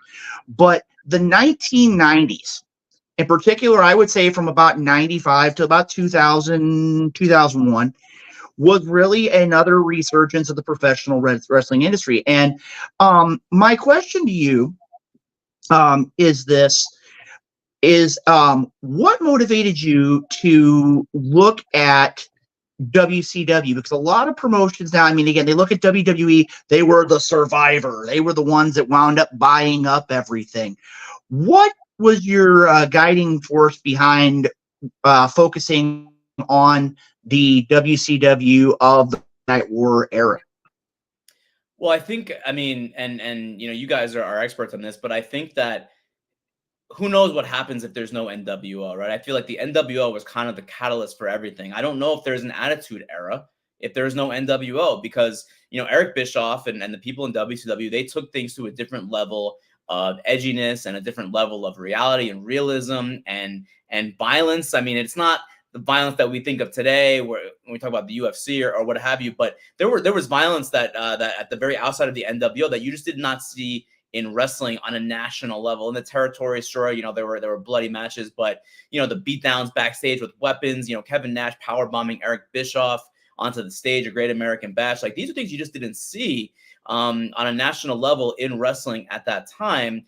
And Vince McMahon and the WWE kind of took that to the next level with the Attitude Era. But really, the NWO to me was kind of the catalyst to start that boom. It was the ignition. It was the match that lit what turned into the biggest wrestling boom of our lifetimes. And maybe we're in one now, and I hope that we are. But that's why I think the NWO is so important and so influential, because the NWO was like the mid 90s, for me. We kind of like lost our innocence in the mid 90s, right? The 80s were gone, the say your prayers and eat your vitamins and, whatever, that was gone. Hulk Hogan admitted to using steroids. We kind of lost our innocence as a society and as fans, and we wanted something that felt a little bit more of the time. And the NWO was the first thing that was captured that kind of essence and that desire that we had. And Mark, I 100% agree with you and how things are, because I remember sitting back, and much like a lot of people in the 90s did, was the idea of where you would watch, and again, seeing what DX would do, and then turn around and you've got to see what would the NWO do to reply. Or if the NWO did something like, I remember one that sticks into my head, you're talking about when Kevin Nash powerbombs Bischoff at the Great American Bash. But you also look kind of pulling that curtain back a little more, getting a little more realism. I always remember the one of where Kevin Nash basically turned Rey Mysterio into a lawn dart back behind the stage when I believe they were at Disney. And it's just, I mean, again, you didn't see that. I mean, you hear all the stories about how people were calling police and fire and EMTs because they thought a gang fight was going on. And I mean, again, it was one of those at the time. And as you talk, going back and looking at it, I mean, the numbers were just astronomical. I mean, we had never. Oh, go ahead. Yeah, no, 100%. And I think what you mentioned about Kevin Nash throwing Rey Mysterio, people forget like that in the entire angle. And it was the first time that you really saw a wrestling show revolve around like one major angle, like at that time, like on the national level, where there was this beatdown backstage, and it was treated so seriously. Like in the early 90s, especially, and even a little bit in the 80s in the WWF, like wrestling was kind of like cartoon violence, right? It was kind of like, Wile E. Coyote and like, the Roadrunner, and like, the Roadrunner gets the best of Wile E. Coyote, he gets hit by the anvil, but he comes back the next episode and he's fine. It didn't feel like that when the NWO was there, because that segment, that particular angle with Rey Mysterio and Kevin Nash, Arn Anderson got hit. We didn't see it, but he was on the ground and he had to go into the ambulance, and you just didn't see that kind of realism and that kind of like seriousness in wrestling at that time, and it really stood out. I went back and I watched over 500 hours of WCW from that time, and that was very early on in the NWO storyline and in the run. But man, did that stand out as kind of a unique and I think brilliant piece of television. That whole episode where even like the commentators, Tony Schiavone, speaking in like hushed tones about how serious this is. You just didn't see that at the time in wrestling. It was so different than everything else, and it really made it kind of jump off the screen for the viewer. And again, that's one of those where, and when you look at the book, Say Hello to the Bad Guys, that you've put together, I mean, again, this is a book. When I had the opportunity, I talked with a very good mutual friend of ours, Sean Graben. And when we sit back and we look at some of the things that were here, I mean, again, it was the influence of the NWO. I mean, you would sit there and I'll level with you. I'm gonna go on a little wrestling story here, being a member of the wrestling community. I remember when I was 9 years old, and I would go in the crowd, and my brother had just gotten ready to make his debut, and I was one of the very first at the time of where I would go to watch wrestling to cheer the bad guy, and everybody's head would turn, and it's like, something's not right with that kid. But then you turn around, and in the span of 6-7 years, the NWO took everything that a lot of people thought was, you cheered the good guys and you booed the bad guys. The NWO made it cool to root for the bad guy. And I mean, there were a lot of wrestling fans that wanted to see what was the NWO going to do next. And I thought it was really amazing. And again, being a college student, there were a lot of our friends that were like, and I know Kurt, and they were talking about the story about Kurt Hennig and Dusty Rhodes, where they were trying to get T-shirts and jerseys for their kids when they were playing like Little League baseball and whatnot. It just made things so cool, and it was very, very cutting edge for the time. And again, if Eric Bischoff doesn't take time to look at the history of professional wrestling, look and see what New Japan is doing, and finding a way to take it to the next level here in the United States, I think the wrestling landscape changes dramatically. Arsene, I'm going to go ahead and pass things back over to you. I know when we had our pre-show meeting, you had a lot of questions talking about this time period. So I'm going to turn things over to my broadcast colleague, Gabriel Arsene, for the next few questions of our interview. Well, I want to start with, as somebody who likes to look at wrestling now, and I had mentioned it, I mean, I've used the word cyclical a lot to describe it, but it's only because I think you, as a fan of watching wrestling years and years, you can see where they take influence from stuff that happened from before. I mean, it's like, and I like to ask, I guess what I like to ask is, we see the obvious comparison for people like, the Judgment Day being compared to, the NWO, because anytime anybody wears a faction or forms a faction wears black, it's suddenly compared to the NWO. But with, new stalwarts like Braun Breaker, not just the NWO, but is there anybody in the modern era that is really standoutish to you that you think, I guess, reminds you of that classic 90s that you look back and go, yeah, they got it. You know, because I can think of a couple of names that stand out to me personally, but I'm really curious who really stands out to you, I guess, and sort of give a little bit of spotlight to some new talent since we're giving the NWO their flowers. Yeah, I love that question, and it's I think the beautiful thing about pro wrestling is that it is very much for the time that you watch it, and it I mean, a lot of it also is evergreen, but a lot of it is not. Like if you go back to the 90s and you watch some of that wrestling, like I said, I watched over 500 hours of WCW. Wasn't always the best viewing, right? At times, right? It's maybe not as good. The NWO stuff was great for the most part until 99, 90. You mean to tell me people weren't buying Cobra merch off the shelves back in 1990? I mean, it's like, it's anything else. It's like nostalgia. We always kind of think of that things when we were kids are better than they actually were. But as far as like people now, I see like LA Knight is a guy that would fit in really well. And I know maybe he's not a young talent. He's, I think he's older than I am, which is pretty old. But he's a guy that I feel like would fit in really well. And anyone really at the top of the card, I think that Roman Reigns would be over in any era. I think the Bloodline story would be, over in any era. And I'd love to write a book about that one day because I love that story and what they've done. And, the length of time. I mean, the Bloodline has outlasted as far as like length of time the NWO, which is crazy to say.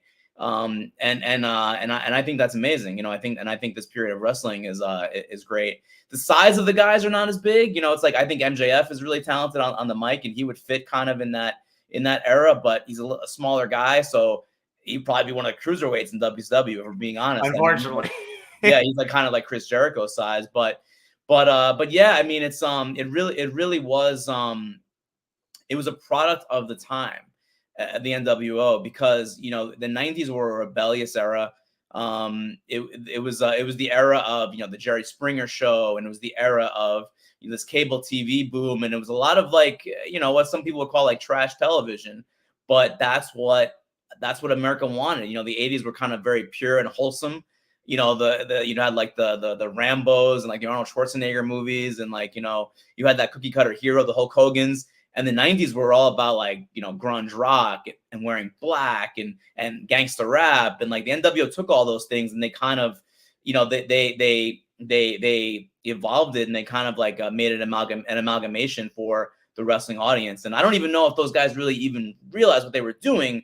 They were just in tune, especially Hall and Nash. They were so in tune with what was going on in the world. It's more so than Hogan at that time, right? That I'm not even sure that they knew they were creating like art, right? Like they created art. I don't think those guys were trying to create art. They were just trying to get paid, but they created great art in my opinion. Well, and to add to that, I mean that the fact that we're still talking about it, like I think that's the beauty of the lastability of the NWO. Because the fact that we have stuff like the Bullet Club in Japan, and now, the anime nerd aficionados like me get to pull up our glasses and go, well, actually, did you know the NWO was influenced by in Japan back in 1985? Like anybody actually cares. But because who hit it the hardest and who sold the most T-shirts? Hall and Nash did, exactly. Right. But I guess I just like to bring it up because, I want to ask you, what do you think really was not just the time period of it, but what do you think what it was about the characters? Because not only did they change the way we view wrestling because they added stakes, like you said, it's like villains back in the day, they were sort of, they were cartoonish, they were comic booky, they were like, yeah, they're going to cause trouble, but by the end they're going like, curses, you defeated me again. But with people like the NWO, it just felt like you were actually getting fought on the side of the street. And it felt like it led itself to something. So I guess I want to ask, because we talk about how it's the catalyst, what do you think were the elements that kind of mixed for it to happen so well? And I guess to sort of ask and point to the future again, what do you think people don't understand about that when they try to recapture that magic? Because I think we can talk about the fact that they've redone it for stuff like TNA or, for stuff like even AEW now. I think we can admit that they try to capture the spirit of what makes the NWO work without actually having understood what made it work in the first place. I think it was kind of a convergence of three different things. And the first thing being, you have Hulk Hogan, who was the biggest star in wrestling. He was the most recognizable star. He was a pop culture phenomenon. Maybe didn't make the greatest movies of all time, but I don't think there was anyone in the United States and maybe even the world at that time who didn't know who Hulk Hogan was. So you take him, the biggest star that's ever been in the sport, right? The biggest money draw ever. And he turns heel, and it's a big deal. And I remember being like at summer camp when, the day after Hulk Hogan turned heel, and everyone was talking about this. Like I think I was like 10 or 11 years old at that time. And it was the biggest thing. And the counselors were talking about it. The kids were talking about it at the camp. It was like, I remember this vividly. It's like a vivid part of my childhood. I don't remember everything about my childhood, but I remember this like vividly. And that was why, because Hulk Hogan turned heel. It was someone that, that was the hero, the biggest hero that there was. And he became like this scumbag, overnight. And he was going after the fans, and it was crazy. So you have that element. You mix that with Hall and Nash, who were just so incredibly talented and just charismatic and had their finger on the pulse of what was going on in the world and in pop culture. And, they were just freaking cool. They were just cool guys. And then you had the third thing, the Monday Night Wars, and the fact that they were leaving the WWF at the same time. I mean, what are the odds that two of the biggest stars were leaving the WWF at the same time? WCW would get both of them, and then Eric Bischoff would have this idea to put them in this angle. It was really like one of those things that you can't replicate because of the elements at play. Because to me, all those three guys in particular are some of the greatest talents to ever step into the ring, and to ever be a part of pro wrestling for different reasons. But, Hogan may be a little bit past his prime at that time, but Hogan, Hall and Nash were in their prime, and they were charismatic, and they were funny, and they were irreverent, and they were so perfect for that time period. And the war, because there was already a war going on, and some people knew about it. Some people were not as aware because the internet was not as big. It was in its infant stages, but there was the Billionaire Ted skits, and there was all that stuff. So there was a lot of little things going back and forth. So it spoke to the hardcore fan at the time, and it also spoke to the casual fan at the time that didn't have any idea what the hell was going on when Scott Hall was coming down. So there were so many forces that converged. I don't think it could be replicated. I mean, I don't think there's a way to replicate the NWO again. And that's why, I'm sure you guys all own NWO shirts. Correct me if I'm wrong. When you wear the shirt out, what percentage of time do people say something? Because it's like 85% for me. And no joke. Mm-hmm. Well, I'll tell you right now, Mark, the last time I wore my NWO shirt, I believe it's actually on the Wrestle Talk Podcast Facebook account, was when I was at the Tragos Thez Hall of Fame. And again, that's a selective audience, and a lot of people are easily going to turn their head and talk about this, that, and the whatnot. But even when you're walking out in public, if you wear the NWO colors, somebody's going to turn and say, oh, that, the NWO. And it just seems like there's that connecting point, even we're looking at it 25 years later. I have a great story for you guys. So it was last year. I was covering the UFC at the time, and actually, when I first started doing the book, I went down to Clearwater, Florida. I stopped by Hogan's Beach Shop. I was trying to track down Hulk.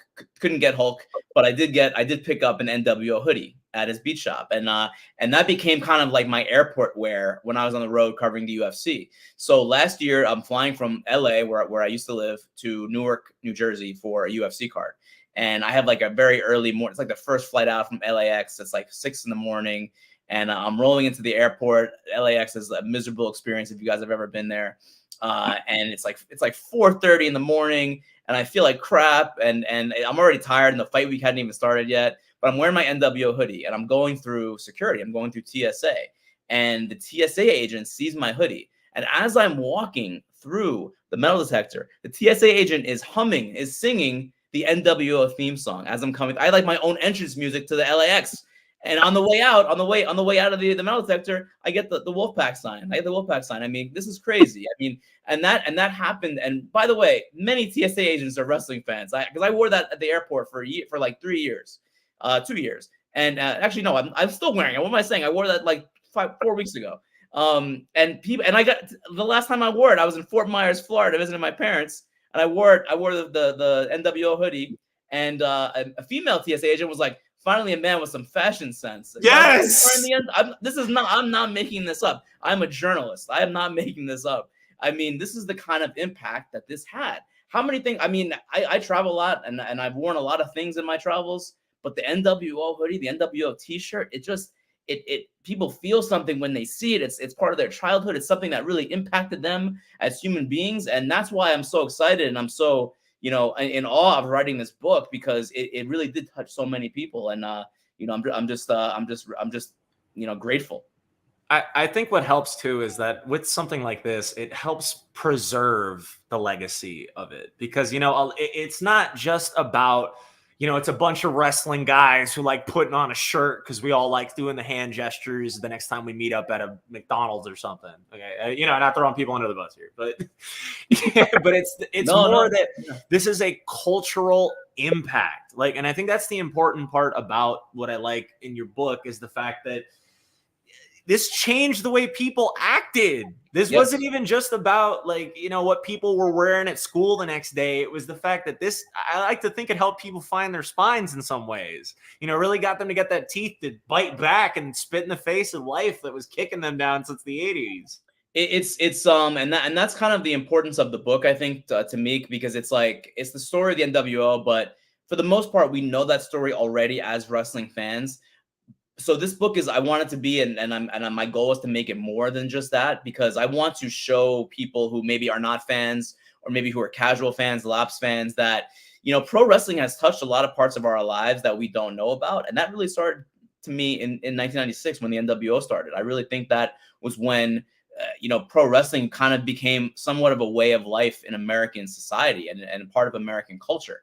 And what I mean by that is because of all the things that you just said and how it changed everything. And so many people were watching back then. I mean, it was 8, 9, 10 million people every Monday night were flipping back between the two shows.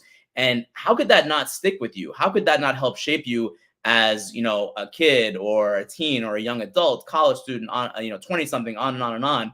And now, we've all grown up and we're all in this world, and, you see pro wrestling. I don't know if you guys do, but I see it everywhere. I see when I turn on, even my network, ESPN, it's talking heads, like sports. There's no highlights anymore, right? It's people arguing and people talking. It's like promos. It's like cable news. The same thing. It's like people arguing with each other. There's a conflict.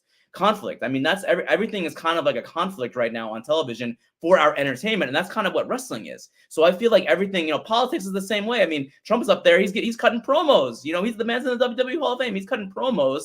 And that speaks to people because we all watched wrestling growing up. We know what that is. We understand it. He understands it very well. He's very good at it. I actually interviewed a presidential candidate for this book. And he had a very enlightening point of view. And I don't want to give away who it is now, but a lot of interesting stuff was said. And I think you see wrestling everywhere you go in the United States and even beyond now in the world. And to me, that all started in May 96, June 96, July 96, when the NWO was created. And Mark, I'm going to tell you right now, being not just, and again, Gabriel was talking about it earlier on. If you look over your shoulder and you see the wrestling knowledge, the wrestling history that you've got on your bookshelf, and then you turn to your other shoulder and you look at the cover of your book. And again, I want to make sure that everybody understands that Say Hello to the Bad Guys, How Professional Wrestling's New World Order Changed America is going to be available for purchase in March. I do know that you can buy it on Amazon. You can buy it, I believe, through Simon & Schuster directly.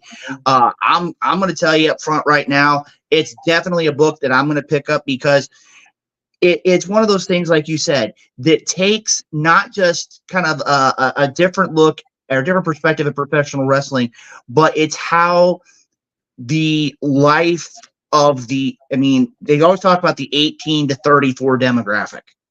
And when you sit there and look at it and you see how, as the title said, it changed the outlook of professional wrestling. Who knows what professional wrestling is in 2024 without the NWO? And again, it's one of those, as soon as I can buy it, it's going to be in my hands. And again, that's one of the reasons why we wanted to have you here on the program tonight, was because we want to talk wrestling history. We want to talk about this key part of what makes wrestling so important to us. Well, I appreciate you saying that, Luke. And you can actually pre-order it right now on Amazon, Barnes & Noble, Target, really wherever you can pre-order books that should be up there now. Like you said, Simon & Schuster's website as well. So I appreciate those words very much. And to me, like, and you guys are all wrestling fans, and I love talking to wrestling fans. I'm a wrestling fan. I've been so as far back as I can remember. I remember having a fight with my Uncle Joe when I was a kid about if wrestling was real or fake, and I was so sure that it was real because that was a real snake that bit Macho Man's arm on the ropes. It's like I was arguing with my uncle about this when I was a kid, and wrestling is really an important thing, I think, in this country, more so than people realize. And one of the goals of the book is to kind of show people what this really is. I mean, it's not just it's fake, right? It's so much more than it's fake, right? It is shaped our society, and it's shaped our culture, and that's really, again, one of the goals of the book is to show people like, hey, this may be fun and games, and it might be, whatever, trashy to some people or lowbrow to other people. But the truth is that this is America. This is it. I mean, pro wrestling is the United States. It's USA through and through. Very true. Very true. Now, I'm going to go back to the beginning of the interview here for just a second, because you've talked about a lot of great people. And I even go back to kind of echo your point about how professional wrestling really has taken ESPN by storm. I remember, and again, this is going to show my age, and again, it's been a long day, but when they had the opportunity to have Jonathan Coachman on your network, having the opportunity to really showcase WrestleMania, and it wasn't just a bits and pieces here, it really gave the wrestling fan an experience of WrestleMania, of the WWE, of professional wrestling today, through the eyes of, I don't want to, as I say, mainstream media, because a lot of companies nowadays, it kind of goes back to that's pro wrestling, but wrestling is still a key part of things. And I have a question for you. You are a wrestling aficionado. You know a lot about the NWO. You know a lot about the history of professional wrestling. One of the things that we do here on the Wrestle Talk podcast each and every week is a little thing called the world famous Wrestle Talk Podcast Game Show Challenge. It gives us an opportunity to test our guests' knowledge on professional wrestling. We choose a particular topic, and just to let you know, we don't let our member of our staff know what's going on before time. We keep it on the level. I was going to ask you, would you be willing to take part in tonight's game show challenge with our resident, I will say our resident aficionado of the wrestling trivia, Gabriel Arsene? I can't promise how well I will do. But yeah, why not? Screw it. All right.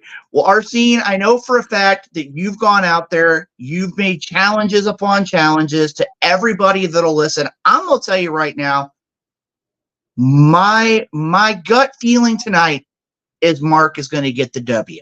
Are you up to the challenge tonight? Absolutely, just because I can't wait to prove you wrong. Wasn't that the story of the Wrestle Talk podcast? You always want to prove me wrong. It's my goal in life, Luke. Okay, well, like I said, let's go ahead here real quick. We have Marc Raimondi, we have Gabriel Arsene. Hardcore Hoss, would you be so kind to go ahead and hit our intro music for this week's installment of the Game Show Challenge?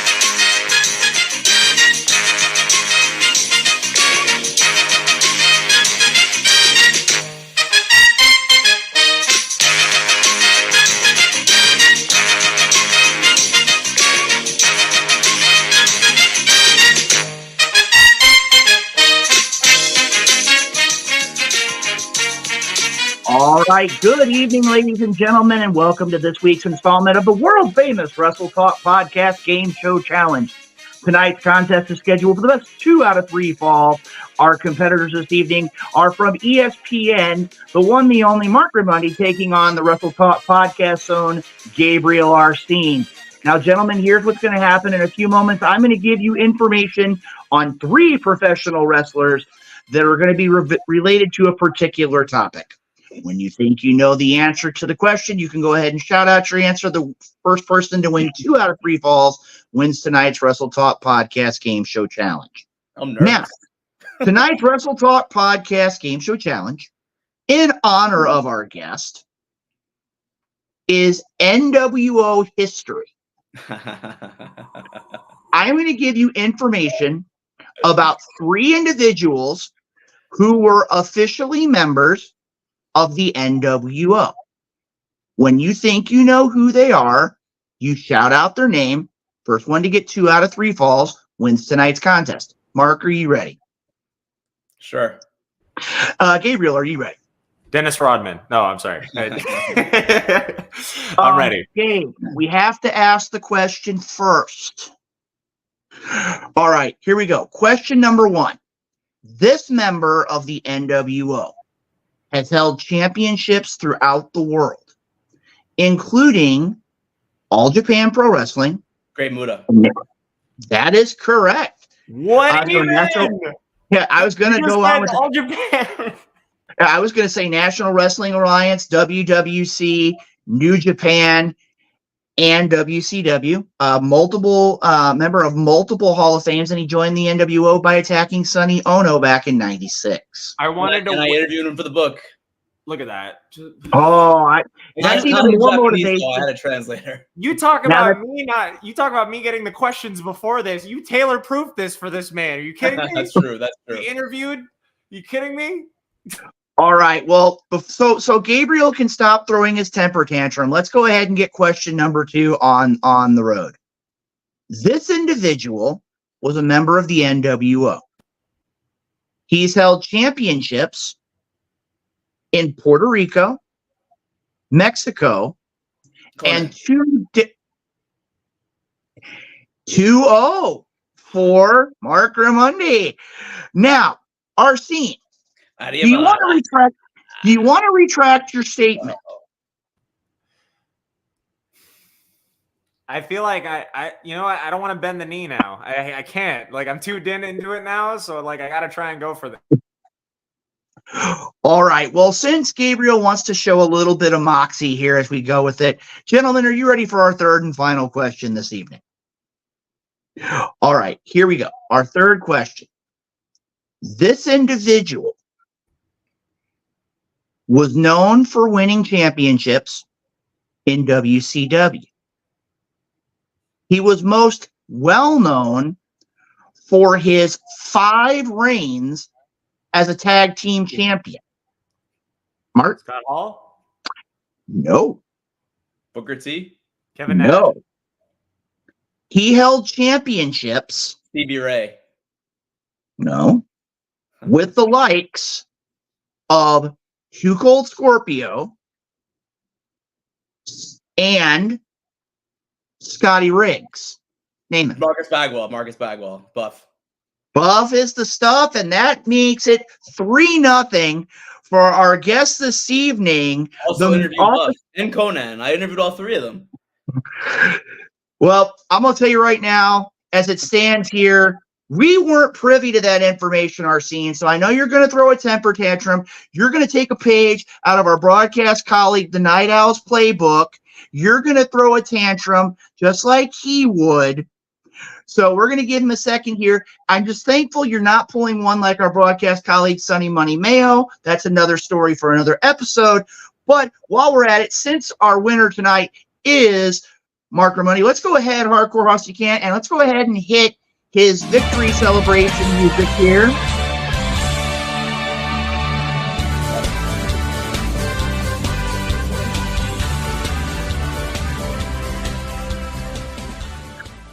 As we get a too sweet from our guest. Now, Mark, at the beginning of the interview, I would be remiss. And again, you cover lots of different sports, and I need to answer this question because I'm a level with you. Our broadcast colleague, the Night Owl, is actually one of them that brought it up, and he asked me to ask you about it.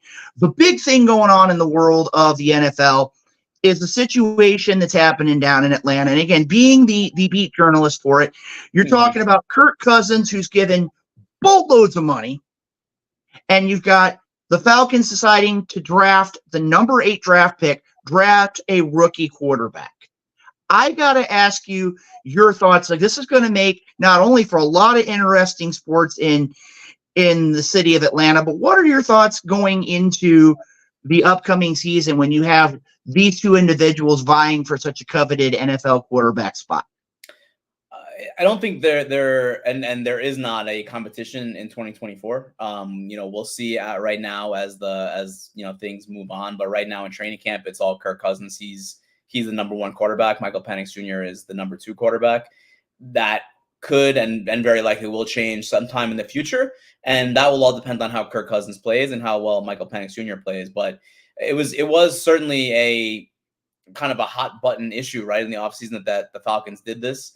And I think that it's just one of those things where quarterback is like, if you don't have a quarterback in the NFL, you're dead in the water, right? You're screwed kind of. And they have not had a franchise quarterback since Matt Ryan.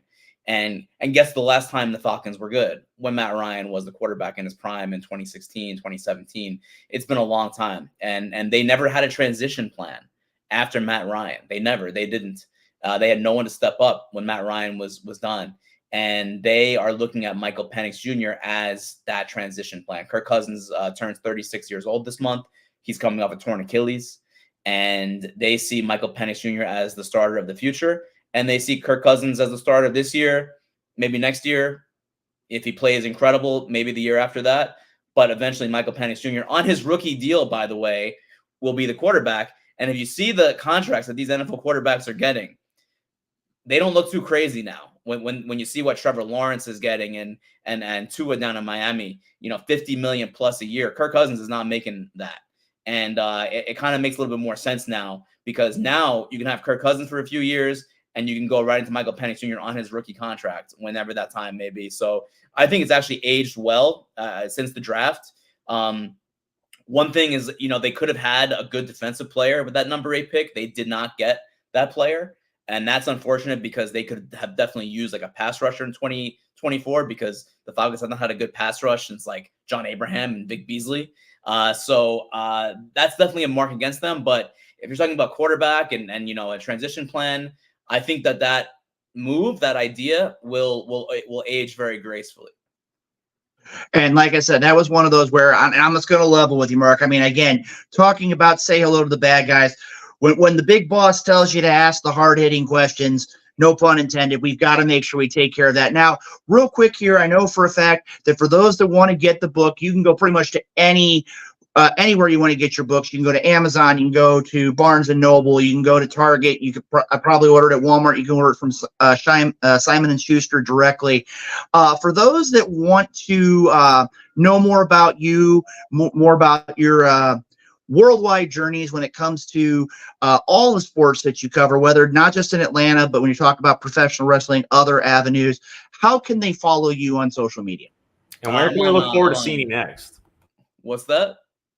I'm going to say, and where can we look forward to seeing you next, so we can keep our eyes open? I'm in Falcons training camp every day, and I'm kind of embedded there right now. But as far as social media, on X, on Twitter, it's at Marc Raimondi, MARC. I mean, I think if I do this, there. Okay, so it's that, no space. That's my Twitter, and then Instagram is that with sports at the end. So it's Marc Raimondi Sports on Instagram. I have a TikTok. I'm almost 40. I'm not really up on the times with that type of stuff.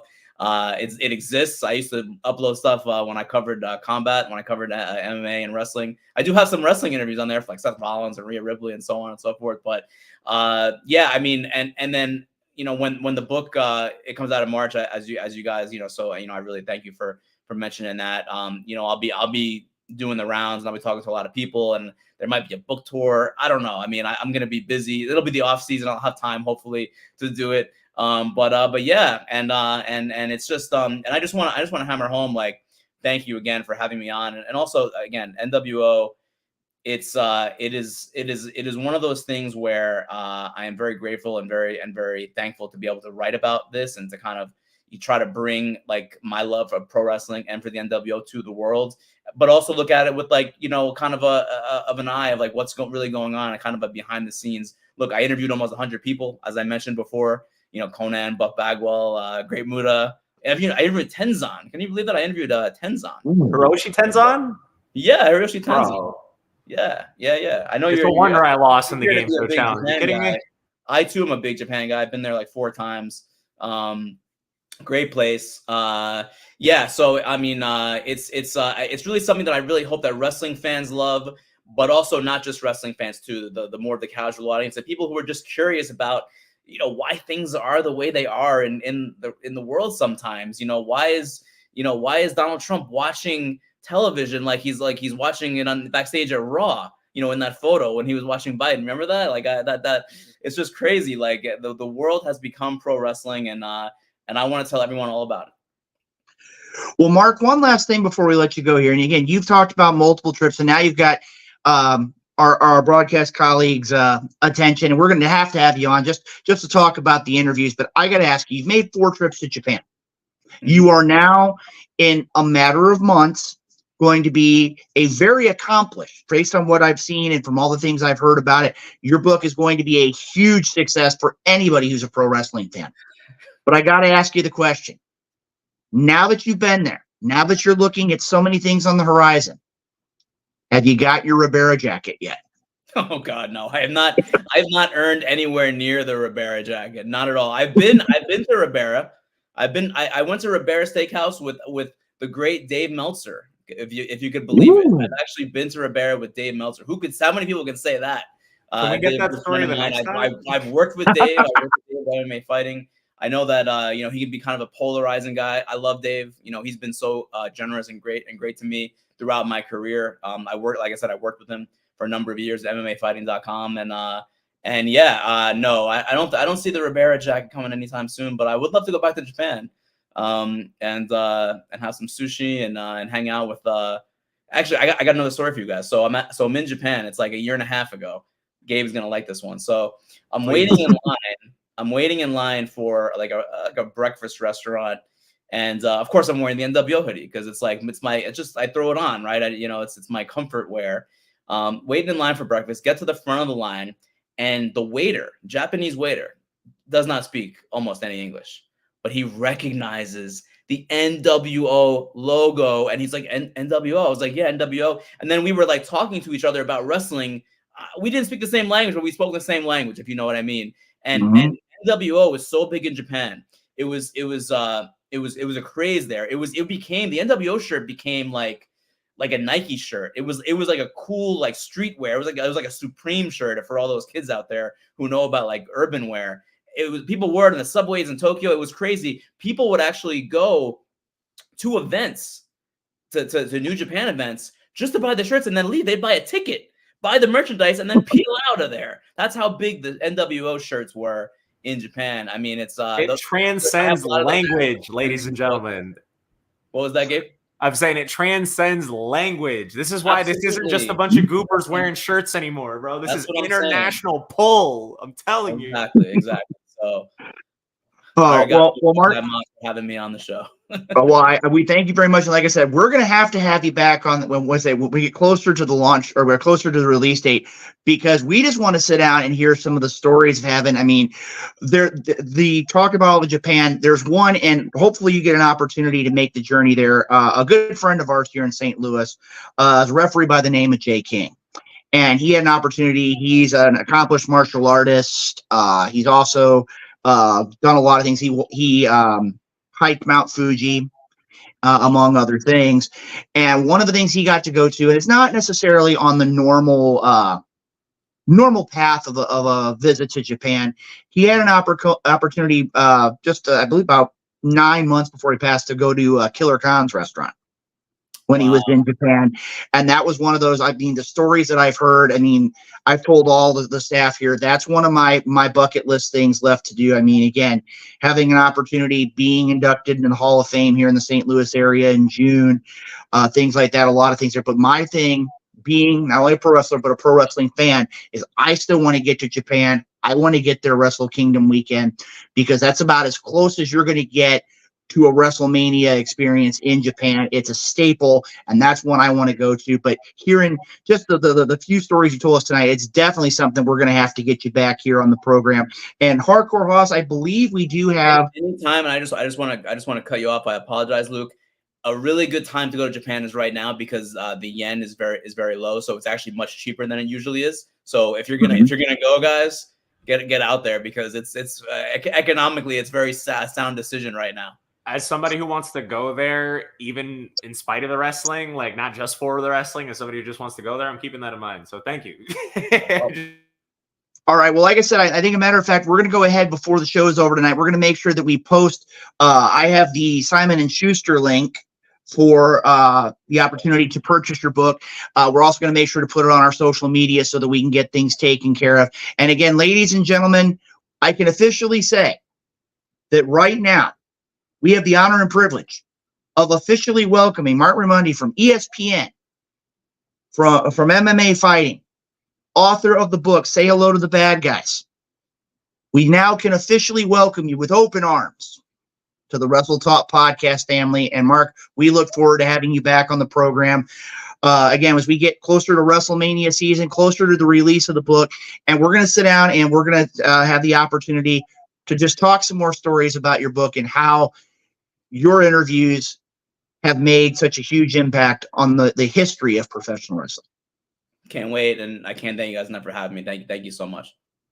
All right, ladies and gentlemen, Marc Raimondi here on the Wrestle Talk Podcast. Thank you very much for joining us, gentlemen. The cheers are here. The fans have spoken. Another great interview here tonight. And gentlemen, I think Marc deserves a round of applause for joining us here this evening. And we got a few sweet out there from everybody. Ladies and gentlemen, Marc Raimondi here. Say Hello to the Bad Guys. Available on all forms of your press media. You can get your book available. It's on sale right now. You can see it on his wall. You can see it here on the screen. Make it a point to pick it up. It's going to be a great read and a great part of professional wrestling history. Gentlemen, as we got Marc here, any final thoughts this evening as we get closer and closer to episode 500? Hardcore Hoss, I know you're there. Any final thoughts this evening? You know, just looking forwards to reading the book when it comes out. Definitely going to have to pick up a copy. Thank you for being here with us tonight. It's been a privilege, and just look forwards to seeing you come back and hearing more. Thank you so much. Anytime, whenever you guys want me. All right, Arsene, any final thoughts from you this evening, other than you got to apologize for getting swept tonight?